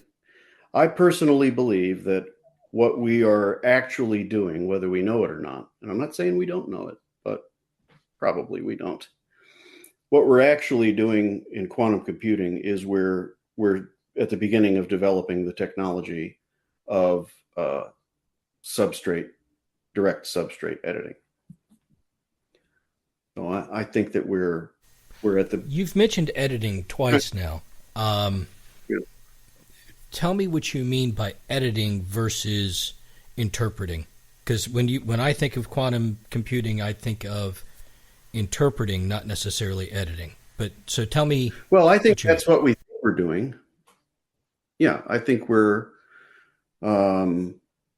we think we're just coming up with a multi-dimensional way to process information. But I think what inherently we're doing, and I don't know how far we are away from what's happening now and what it might take for it to be something else. I just think that this is likely to be where these things intersect. I think that as I understand it, what you're trying to do in quantum computing is you're trying to control without controlling the outcome of the probability states, right? Right. Well, you're trying to arrive at an answer based upon the decay of these probability states, and and believe me, that's the best I can state it. But if you can do that, and again, you're using technology and basically material science to get there. If you can do that, what then prevents you from manipulating the outcome yourself? So, and if that's possible, then you could see how a craft wouldn't need to move from point A to point B. It would just certainly instantiate itself at point A and then reinstantiate itself at point B. And when you break down and look at guys like Gary Nolan and the things that they've published, and I've really tried to get a hold of Gary. He's not that easy to get. He probably gets a lot of quacks that send him emails. Probably. But, he's published a number of things about the materials that he's examined. And I think he even said flat out at one point, this resembles more what we would expect to see out of an informational processing material than it does a wing. Right. And so yeah, I mean, I don't know how close we are to it. I just think that the likelihood is that if we gain the ability to do this, it probably stems from the work that we're doing right now in quantum computing. Is Gary Nolan someone who's, I'm aware vaguely of him. Is he somebody who's been given supposed UFO parts? Yeah. Mm-hmm. Yeah, he is. He's at Stanford. Mm-hmm. He owns a bunch of patents or has a bunch of patents on like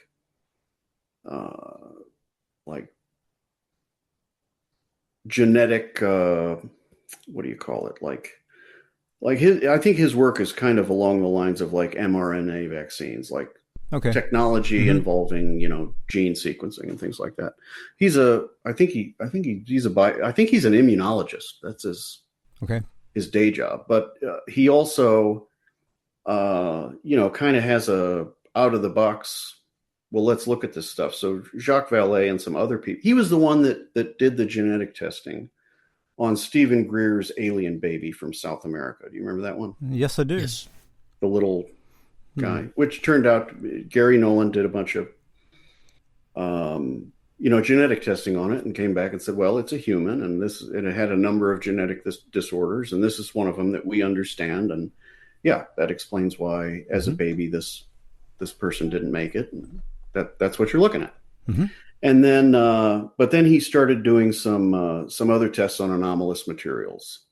Jacques Vallée gave him some materials to run tests on. He published some of the results of those tests, mass spectrometry and so on.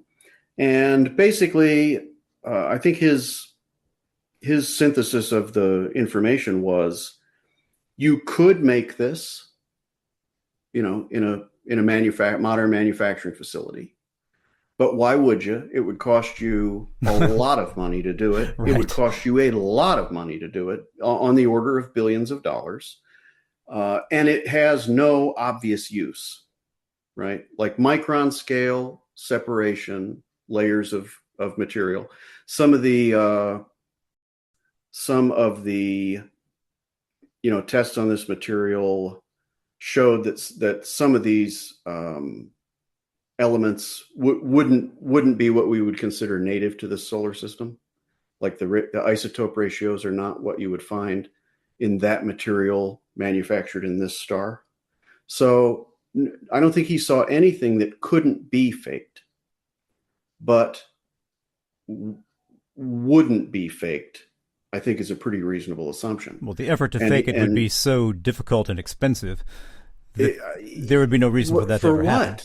What would you get out of it? Just sowing doubt about reality? What that implies, though, is that even if these are, agentic representations of the information substrate, there is still a need to live within the physical laws of our reality. Right. So if there is a craft that sheds through a crash or failure of some part or whatever, sheds material that we can then test and show, yes, this looks like it's manufactured, it's layered at the atomic level, and a very specific way to achieve a certain either electromagnetic effect or gravitational effect, whatever it may be, unless the purpose, which you just hit a second ago, is to throw doubt on reality as we know it, it implies that there is some need for that whatever informational agent is acting through our reality needs to fit within the physical reality while it's there. It needs to deal with I think physics, cause and effect type of relationships. Yeah, I mean, if they're there, I think it's safe to assume that it's because they have some reason to be there. But I don't think we know. I don't think we know what it is, and I think it's as good a reason as any that maybe they're there to show us, kind of be just within reach of maybe starting to understand something like information first. Showing you that your physics are not the end, right, of understanding. I think that's possible. Well, two things. One, if you delve into all these odd topics as long as I have, eventually you'll come across the idea of the grand unified field theory of the paranormal. Discussing that, look, all this stuff is the same thing. If you run into a Bigfoot, if you run into a little person, if you run into a UFO, if you run into a ghost, if you run into disembodied voices, if you run into a demon, it doesn't matter. This is all part of the same phenomenon. You're going to have to figure out a new name for that, Vic, because GUFP is not a great acronym. No, GUFP stinks. If we've learned anything from the far right in the United States, it's that it better be sticky and snappy. Well, that's marketing 101, right? Marketing or you're not going to get there, right? But the idea of the inherent innate informational substrate being able to essentially bring about whatever effect it wishes, that's a pretty good starting point for grand unified theory. Yes. But I also come at it from the perspective of, okay, well, still got to test and measure. Right. For a few weeks there, I was really kind of seeing the substrate I was anthropomorphizing the substrate. See, I was like, oh, it wants us to be good and right, but it doesn't have to want that. If there's just a bias toward something like coherence, like things coming together in structures that make sense and endure, which would be that would do it. I mean, that would do it without the need for space-time memory cells or angels or any of the other exotic things. Now, not that any of those things are problematic as a way to understand. That's what we do. We understand things through story. 25 years sales and marketing. I know that a bullet point of all the things that it isn't going to sell shit ever. Right? A story about what it does is what's going to sell it. Right. Right. And especially if you can attach some kind of emotion to that. So let's take that a step further. Stories have their role, and perhaps whether it's a cultural myth or whether it's a religion, whatever that may be, has its purpose in a system like that. But real experiences happen. So I had experience with a 8-foot tall dark shadow trying to rip my soul out of my body at 3:00 in the morning. That happened to me. It wasn't a story I was told. It wasn't information handed to me to ingest and drive certain behavior. It was a real experience that had. Well, it could be a real experience that happened to you in order to drive certain behavior. Right.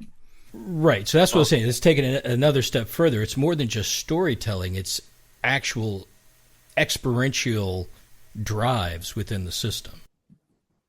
Yeah, I don't disagree with you. But I mean, I think I see the universe as a narrative more than I see it as an equation. And I think that is the key to how we understand things. And so, where this whole information first thing, like where it becomes almost a mission for me. And I mean that in the way that people of faith might mean mission. Mm-hmm. Okay. Sure. I see that we are in a very precarious period of time as a species, right? Regardless of what your political beliefs and affiliations are, the world is in crisis. Ecologically, we're in crisis. Technologically, we're in crisis. Things are moving very, very quickly. We've consistently shown that even though we are pretty adaptable, we're not universally amazing at it, right? And usually, and previous to this period of time, those adaptations have really had time to unfold. And I think now we're kind of getting to the point where, I really do think that this is going to happen. I work in marketing, and we're not going to be hiring people to do the things that we used to hire people to do. We're just not. And I think that, and we're at the beginning. ChatGPT is a complete idiot half the time. Well, what happens when it's not? What happens when it's 1,000 times bigger than it is, next year? Right. I think that and when you look at like what religion has done for us over the past, pick a round number, 50,000 years, it's held us together through turmoil and conflict. And what it looks like to me is that the substrate bias favors these outcomes big picture, doesn't necessarily really give a crap what happens to, you or me or whatever, which is why, religion works despite the fact that it doesn't. Except for the fact that it has to, because it generates personal experiences that drive decisions and beliefs one way or another. Setting aside my experience, right? I know so many people that have had some sort of paranormal experience in their life, whether it be seeing a Bigfoot, whether it be seeing a UFO, or a spirit, a ghost, whatever. These, if they are agents or effects within the system, they are acting at a personal level all of the time. Yeah. Oh, yeah. Yeah. All I mean is it's just like the question of, it's an old question about God. Well, why does he allow suffering? And you kind of have to do some mental hopscotch to arrive at something that can maybe make sense to somebody when you try to explain that. Well, I kind of look at this substrate bias the same way. Mm-hmm. It's not there to keep bad things from happening to everybody. It's there to foster the coherence as the universe unfolds, and consciousness is an interface. And so, as far as we know, we're the best invention of the substrate so far. And the trajectory seems to be that we get to the point where we're kind of super agents of the substrate. Mm-hmm. And so, I kind of lost my train of thought again, but hopefully that makes sense. But I feel like we're at a point now where religion isn't working anymore. It's not functioning as a coherence mechanism for society anymore. That started, right around mid 19th century. And frankly, religion went completely the wrong way against the backdrop of scientific discovery in the 19th century. They said, oh, well, in that case, we have to redefine religion by the standards of science. So therefore, it was 6 days, and we'll chop your foot off if you don't believe that. So, but religion is failing us as a mechanism to foster, coherence and persistence through adversity. And we don't have anything to replace it. And it seems to me, again, humans are pretty adaptive, but, not adaptive enough that our physical bodies are any different than they were 500,000 years ago. They're the same. Look at all of our psychiatric disorders. That's just 150,000-year-old amygdala, evolutionarily speaking, plopped right down into modern civilization. yeah, you're gonna have problems. So I think that we're kind of to the point where we need something that brings us. I used to tell my evangelical friend that I did the podcast with. I said, if religion is true, we need new revelation. And become a Mormon. I guess in we need new coherent revelation. Excuse me. But listen, I don't think it's appropriate to beat up a Mormon any more or less than I would beat up, any other faith. I mean, just newer ridiculous is not more ridiculous.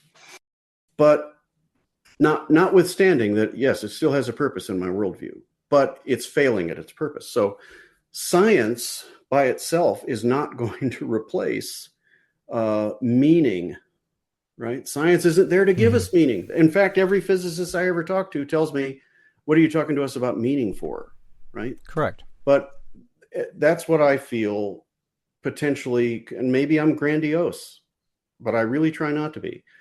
But Information First shows how science and religion are trying to accomplish the same thing. They're two dialects of the same language, which is why, for what, right?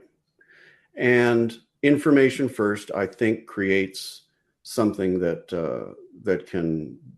can bridge these silos together and allow us to start a new line of inquiry into, all these questions, existence and anomalies and purpose and meaning.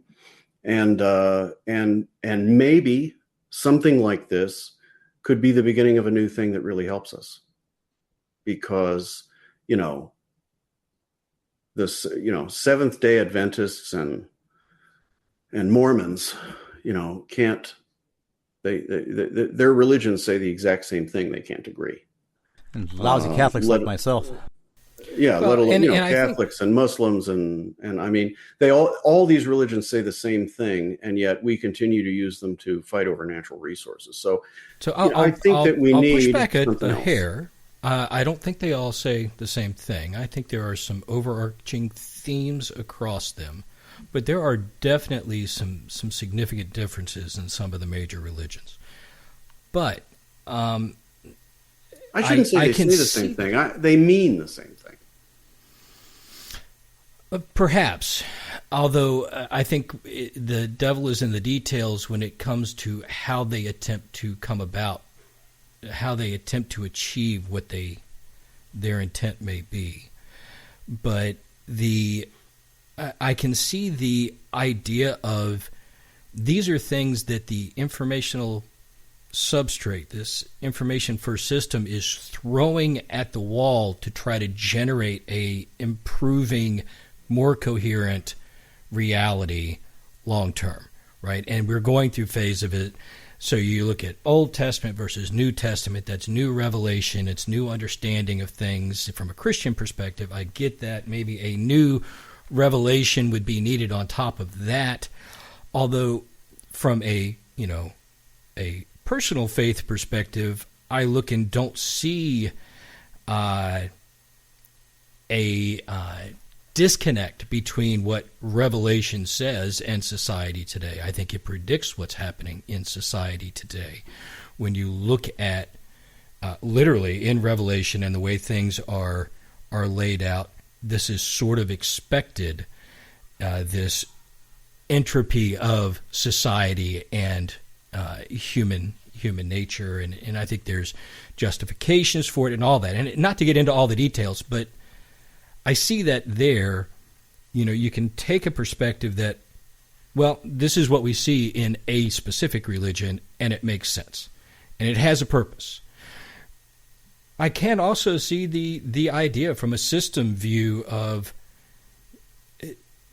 our understanding keeps changing over generations because the system wants to achieve a more coherent outcome, and therefore it keeps throwing up new patterns for us to understand and improve over time. The substrate is, as far as I can see, inherently and necessarily amoral. in that really the only bias it has is creating an increasingly coherent world. Yes. It's the only bias that it needs to explain everything that we see. Right. You're very much but, like Laplace. But I don't think that it's unnatural or bad or necessarily wrong for us as a species, who understands things through story, to manifest that in religious tradition. I don't think it's so not. I don't find it to be unusual. And in fact, it's funny that we never really got into this, that I'm, with folks of faith, but how religion fits into information first is, we talked about it just a little bit, is that the core payload of these faiths, we talked about them all being very similar, if not identical. But what they're wrapped in is dogma. So like, like I grew up with the Apostles' Creed and the, what's the other one? The Nicene Creed, right? Which is where and on the third day he rose from the dead, like they've just pounded into your skull. Repetition makes recognition, but none of those things are important to the core message. But guess what they do? They ensure its transmission. Yep. And in fact, because here's why: human beings or not just human beings, all creatures are essentially selfish. What's in it for me? I need fear of loss. I need desire for gain, or I won't hold the concept to be important. If religion was explained to us all as a metaphor, it would not remain sticky enough to stick around. So I think I can't remember if it's in the book or an article that I wrote, but you know what I can tell you for sure about two guys willing to go to war over their religion? They both teach it to their kids. Yep. Right. And so that payload, but it's like you said, the substrate is amoral. Yes, it doesn't care that we kill each other in the war necessarily. It cares that we cohere and persist. And the core message will help us do that despite the war, despite the cataclysm or whatever we face. Religion did play an enormous role in getting us to where we are. There's no question about that. Look at the flood. Look at the pervasiveness of the flood myths alone is proof to me that these traditions are about getting through, maintaining the trajectory, right? Despite. Are you familiar with a physicist named Frank Tipler? I don't think so. First positive statement I made, you should become familiar with a physicist named Frank Tipler. Well, now I will. Frank Tipler.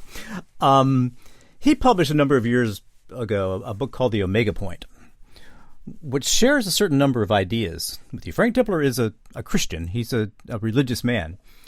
But what he's talking about is that as time goes on, computer power will become so incredibly vast that it will become trivial for all past information to be reestablished through computation. And what he calls this is the Omega Point. Mm-hmm. It's also sort of his view that past, future, current, present all exist simultaneously. So we are living in a state of becoming closer to the Omega Point, which doesn't exist yet, in one view, but which has always existed and always will exist in another view. And, the idea is that even as humans, there are only a finite number of molecular combinations that can occur. Mm-hmm. And so it will come to the point where the Omega Point is capable of recreating all of this. But his view is also based upon there being this vast informational structure that we're losing every moment, but which at some point will be able to be reestablished. That's interesting. He's also known as the if you read anything about time travel, you'll come across the idea of the Tipler cylinder, which gives yourself an infinitely long, infinitely wide cylinder and rotate it very fast. No problem. Got one right here. Yeah. they got him. If you start scribbling, Vic, you can see that's what's in his right front pocket. Right. We're going to need another envelope. Right. Dave, it seems like this is probably about the time to kind of start winding this down. Yeah, I think so. So listen, this has been fantastic. Listen, yeah, I've enjoyed it. Ryan, this has been wonderful. I do have one last question. Yeah. You saw your wife very accurately describe a marble, and watching that changed you. It did. Okay, it changed you inside. Many people who would classify themselves as anti-theists would not be changed by that. Mm-hmm. In fact, they would, in my experience, fight very hard to not be changed by that. What do you think it is about you that makes you open to these sort of ideas? Good question. Well, it is a good question. So, I mean, a devout evangelical would still classify me as anti-theist, even if I don't classify myself that way. I mean, like I said a short while ago, I do believe we're to the point now where religion, by and large, macro, has gotten to the point where its baggage is, we don't have the value out of it. I don't know that it's a net positive. It's outlived its utility. From the macro scale. Now, that's not saying that, listen, I used to tell this to people all the time. I used to be a alcoholic, drug addict, whatever you want to call it. I don't necessarily look at it the way that whatever modern medicine looks at it, but I used to be somebody who was like this. Okay. Mm-hmm. And, I'd meet people, and I never did AA or any of that stuff, and I meet people, know people who that's how they did it. And for a long time I was like, well, AA is a scam, it's just trying to get addicts onto the Jesus train. And it is. It is. Yes. But it is. But, I would also tell them at the same time, listen, I know what it was like to live the way that you used to, on some level anyway. I mean, I was never homeless or anything, but, I understand what you feel like the alternative is to that. And so if it gives you peace, if it gives you direction, if it gives you purpose, if it gives you meaning, and it doesn't hurt anyone else, then who would I be to tell you that's no good, right? Well, fundamentally, I feel the same way about religion. Hello. This is your friendly neighborhood, mildly opinionated, telekinetic, and terminally cute, disembodied consciousness, Avalon Leanne Dankworth Smythe. At this point in the rundown, the lads, the gang of nerds, found themselves lost and wandering into a political rabbit hole. They have so little self-direction that I was forced to mount a heroic rescue effort, and lecture them, long and hard, about sticking to genuine paranormal and paranormal-adjacent topics. So, I hope so very much that my efforts are effective. And that is because religion is just so easy to use as a manipulation tool. Social media is, just God's gift to religion. And so therefore, I think we're kind of at a tipping point where potentially for the society, the tendency toward acceptance of things that are, from a scientific standpoint, not supportable, is is putting us into a dangerous territory now, which is why I look at something like Information First as a way to let people who feel,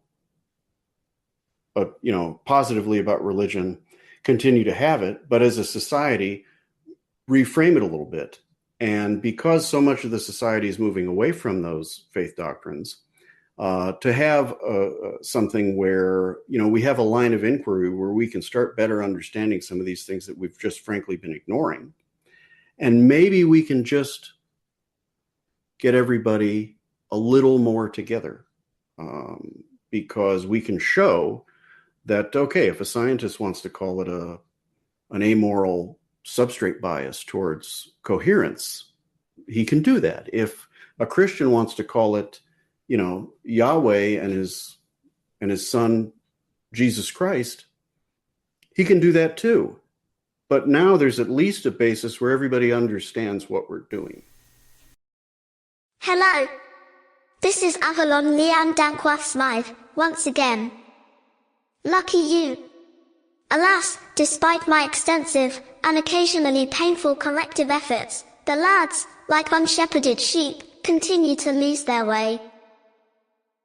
Perhaps they need a satanic mindworm vaccine booster shot. I mean, if we're putting it all on the table, I'll take Mark. Okay. I'll take Right. Mark. Matthew and Luke, don't say anything Mark doesn't say. Get rid of those. John is a quack. Get rid of him. He is a post-Paul dogma crafter. Up to 100 years post-Jesus that book is written, depending who you believe. But, so while we're at it, let's get rid of the letters of Paul, 6 of which are fake. Let's get rid of Acts, unnecessary to the life and teachings of Jesus. You discussed the Jeffersonian Bible in one of your articles. Well, you could go that, you could take it that far too. Mm-hmm. I'm just saying that, without Acts, Paul, and John, you got yourself a very different religion there, and one that would have a hard time being mean to people of color and so on. I think that if you really follow Scripture, get being rid of the Old mean to Testament people too. of color is absolutely understood in the Bible. That you should not be. I wrote an article about this. Jesus, he probably existed, or somebody very similar to what is described to us probably existed. Like, I've read all Bart Ehrman's books, and I kind of come down on it with. I shouldn't say that. I've read all of his trade books. I haven't read his, PhD textbooks, but. I come down pretty much on the side that he does. This is a guy who existed. He had a ministry. It was a ministry for Jews in the Jewish world, kind of absorbed into the, Greco-Roman tradition. But if you just take the things that he said and the things that it's said that he did, miracle or not, these are extraordinary stories about an extraordinary person, whether or not they're any truer than any other religious stories. But unfortunately, we're just not living in a society where those are the most important aspects of the religion that bears his name. And it's definitely not, if you look at, again, macro, if you look at the collective behavior of Christians, throughout history, individual Christians can be wonderful. But as a group, whether or not it's a net positive for the people in the way, is not settled history anyway. That's fair. Well, I think it's pretty clear that sanity is the norm for individuals, and with groups, not so much. Well put. At the same time, the problems with Christianity tend to have something to do with all those darn Christians. Right. It's a people problem, right? Whether it's Christianity, whether it's Islam, or whatever it is, Scientology, it doesn't matter. People and our just, as you mentioned earlier, way, way, way back at the beginning, the selfishness of human nature drives significantly bad behaviors, and the issue is when being a member of a group becomes a great way to club people in a selfish way. Yeah. It's unfortunate. Ryan, I want to make sure that we get your information out there where you would like people to go. And we never did an actual introduction. Vic and I'll come up on this, but how do you pronounce your last name? Is it Kralik? Kralik. Yeah, Kralik. Perfect. Yeah, my name's Ryan Kralik. And I'm finishing up a book called It From Us, An Information First Framework and the Purpose of Consciousness. There's a website, itfromus.com. I got all my cheat sheets taped up here. There's a YouTube channel, there's a Twitter, but I hate Twitter, and you should too. There's a Substack. There's a Substack. There's a Medium. I had an article out. It came out maybe 2 weeks ago in Ancient Origins magazine called "Hard Drives of the Ancients: Megalithic Architecture as Encoded Memory." So that's out. If you want to read that, you can read it. And then I got another article coming out in Ancient Origins, but I'm not sure when it'll be out, but they just gave me the thumbs up, said they liked it, and it'll come out sometime. And that one's called Lost Civilizations, the Myth Crafted by Colonialism, which is, of course, a short treatise on how to call the civilization lost is a little bit racist. Because, we're in the jungle and we find this pyramid, and all around us are these indigenous people lived here the whole time, right? We found a lost civilization. No, you found a previous instantation of the existence of what these people were doing. But if you ask them, they say, yeah, this was the ancestors did that, kind of thing. But and then I'm also putting together a story for a magazine called Greek Reporter. That it's not done yet, but it kind of talks about how ancient Greece is kind of like the penultimate touchstone, example of informational encoding lasting well into the future, that kind of thing. But yeah, so I'm writing a book. I'm talking to publishers right now. Mostly it's not going very well, but that's kind of the game. Matter of fact, I just got a turn down from a publisher, and they had sent it to a really, really well-known philosopher guy. I'm not going to mention his name. I'm not giving you press for hating me, but he was unkind. He was unkind. Unfortunate. He said something like, these are big topics. The author is not a physicist or a philosopher, and it shows. Leave it to the professionals, Ryan. Come on now. Well, so what's funny is that a close friend of his, is actually reviewing some materials for me and giving me feedback and stuff. And I told the friend of his, hey, so-and-so just kind of low-key broke my heart yesterday. And he's like, oh, okay, well, send me whatever he read. Almost like, I'll tell you if he's right or not. I said, okay, I'll send it. But yeah, so I'm kind of in the final phases of hopefully, putting I think I'm on my 8th draft. Maybe it'll get to 10 drafts. So I'm hoping that it comes out maybe sometime first part of next year. But if you are a book publisher and this sounds interesting to you, you should definitely reach out to me. Excellent. But, in the meanwhile, if you want to keep posted on what's happening with it, I'm going to be doing some other podcasts and you can check out the website, itfromus.com, and get everywhere from there. But I appreciate you guys having me on, and I'm sorry I was such a scared little girl about it at first. I was like, Oh, I don't no. know. It's I don't want to be. Well, let me ask you, be... were you treated properly?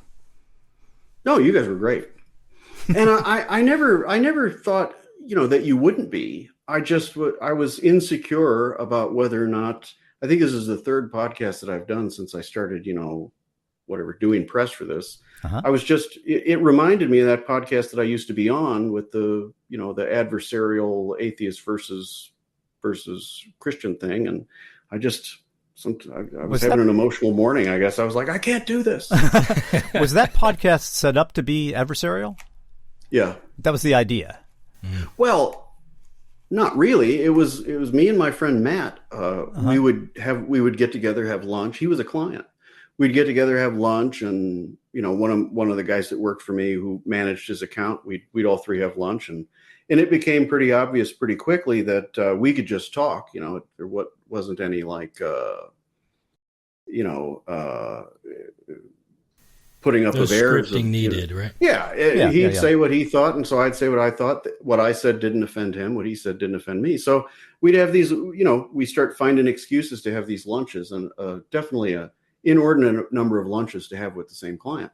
And so eventually it just, somebody said podcast, and then I sold my company, so kind of didn't have anything else to do. So I was like, well, okay, let's do it. And so we started doing it, and it was, frankly, it was way more popular than I ever thought it was going to be. Like on TikTok, we had millions of views, and cross-platform, I don't know, 10,000 plus subscribers, something like that. Mm-hmm. But I hated it because of the people on social media, and the getting you kicked off of platforms, and arguing, and it was so stressful. I was like, I just don't need validation like this. Well, social media concentrates the worst parts of humanity, and concentrates it a lot. So it's a feature, not a bug. It's not a feature, not a bug. It is part of the design, and that's one thing that we obviously do read any comments on ours, but that's one thing that the guys that are best at this are always like, never read the comments. Never read the comments. Well, that's easy to say when you're Joe Rogan. Okay? I know. Yeah, the comments. But when you're trying to engage with your audience, and you're trying to foster, a conversation, and that's what we're convincing ourselves at that time. We were convincing ourselves that's the purpose, is to, foster a dialogue. But I don't know that that's necessarily what we were doing, or that's not what I saw. I saw a lot of, people remaining in their own camp and shooting arrows at the other camp.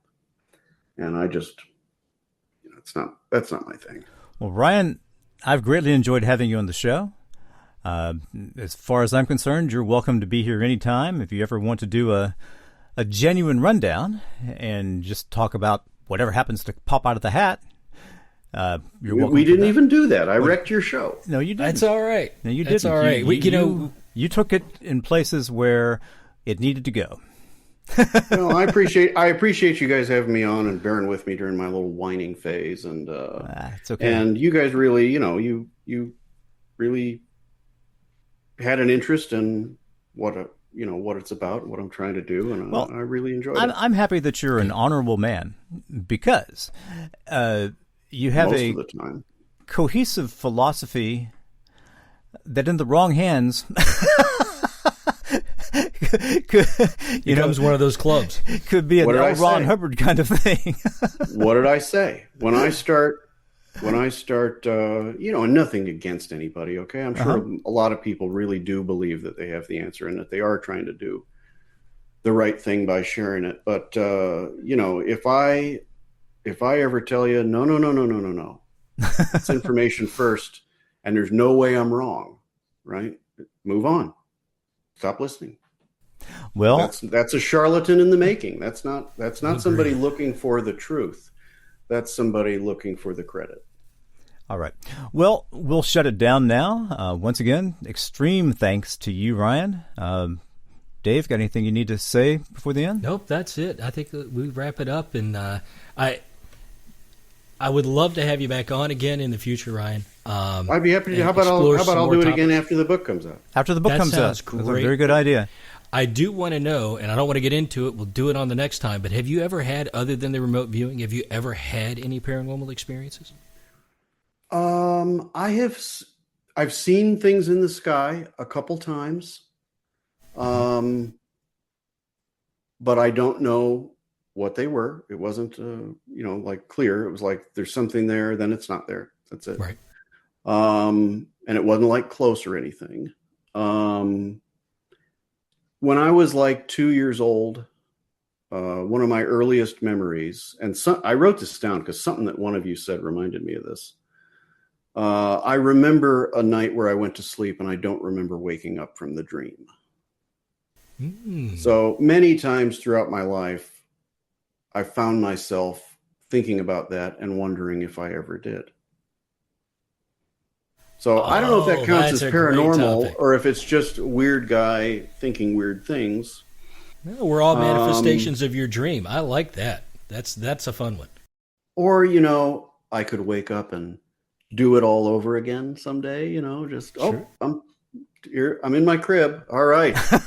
Maybe I'll tell you a number of things come to mind to say that I shouldn't say, but, who wouldn't like another crack at it, Absolutely. Cool. But other than that, I wouldn't say that I've necessarily had anything happen to me that was, okay. One other thing, that's two things. 2 different times when I was in high school. So early in like freshman year. So I'm an adolescent. And this is weird to say. I don't usually say this to anybody except like maybe my wife. But on 2 different occasions, I was like sitting and a fly landed nearby. And don't even ask me why I would ever think to do this. I don't know. Maybe I'm just a sick person. But both times I thought intently about the fly dying, and both times it did fall over dead.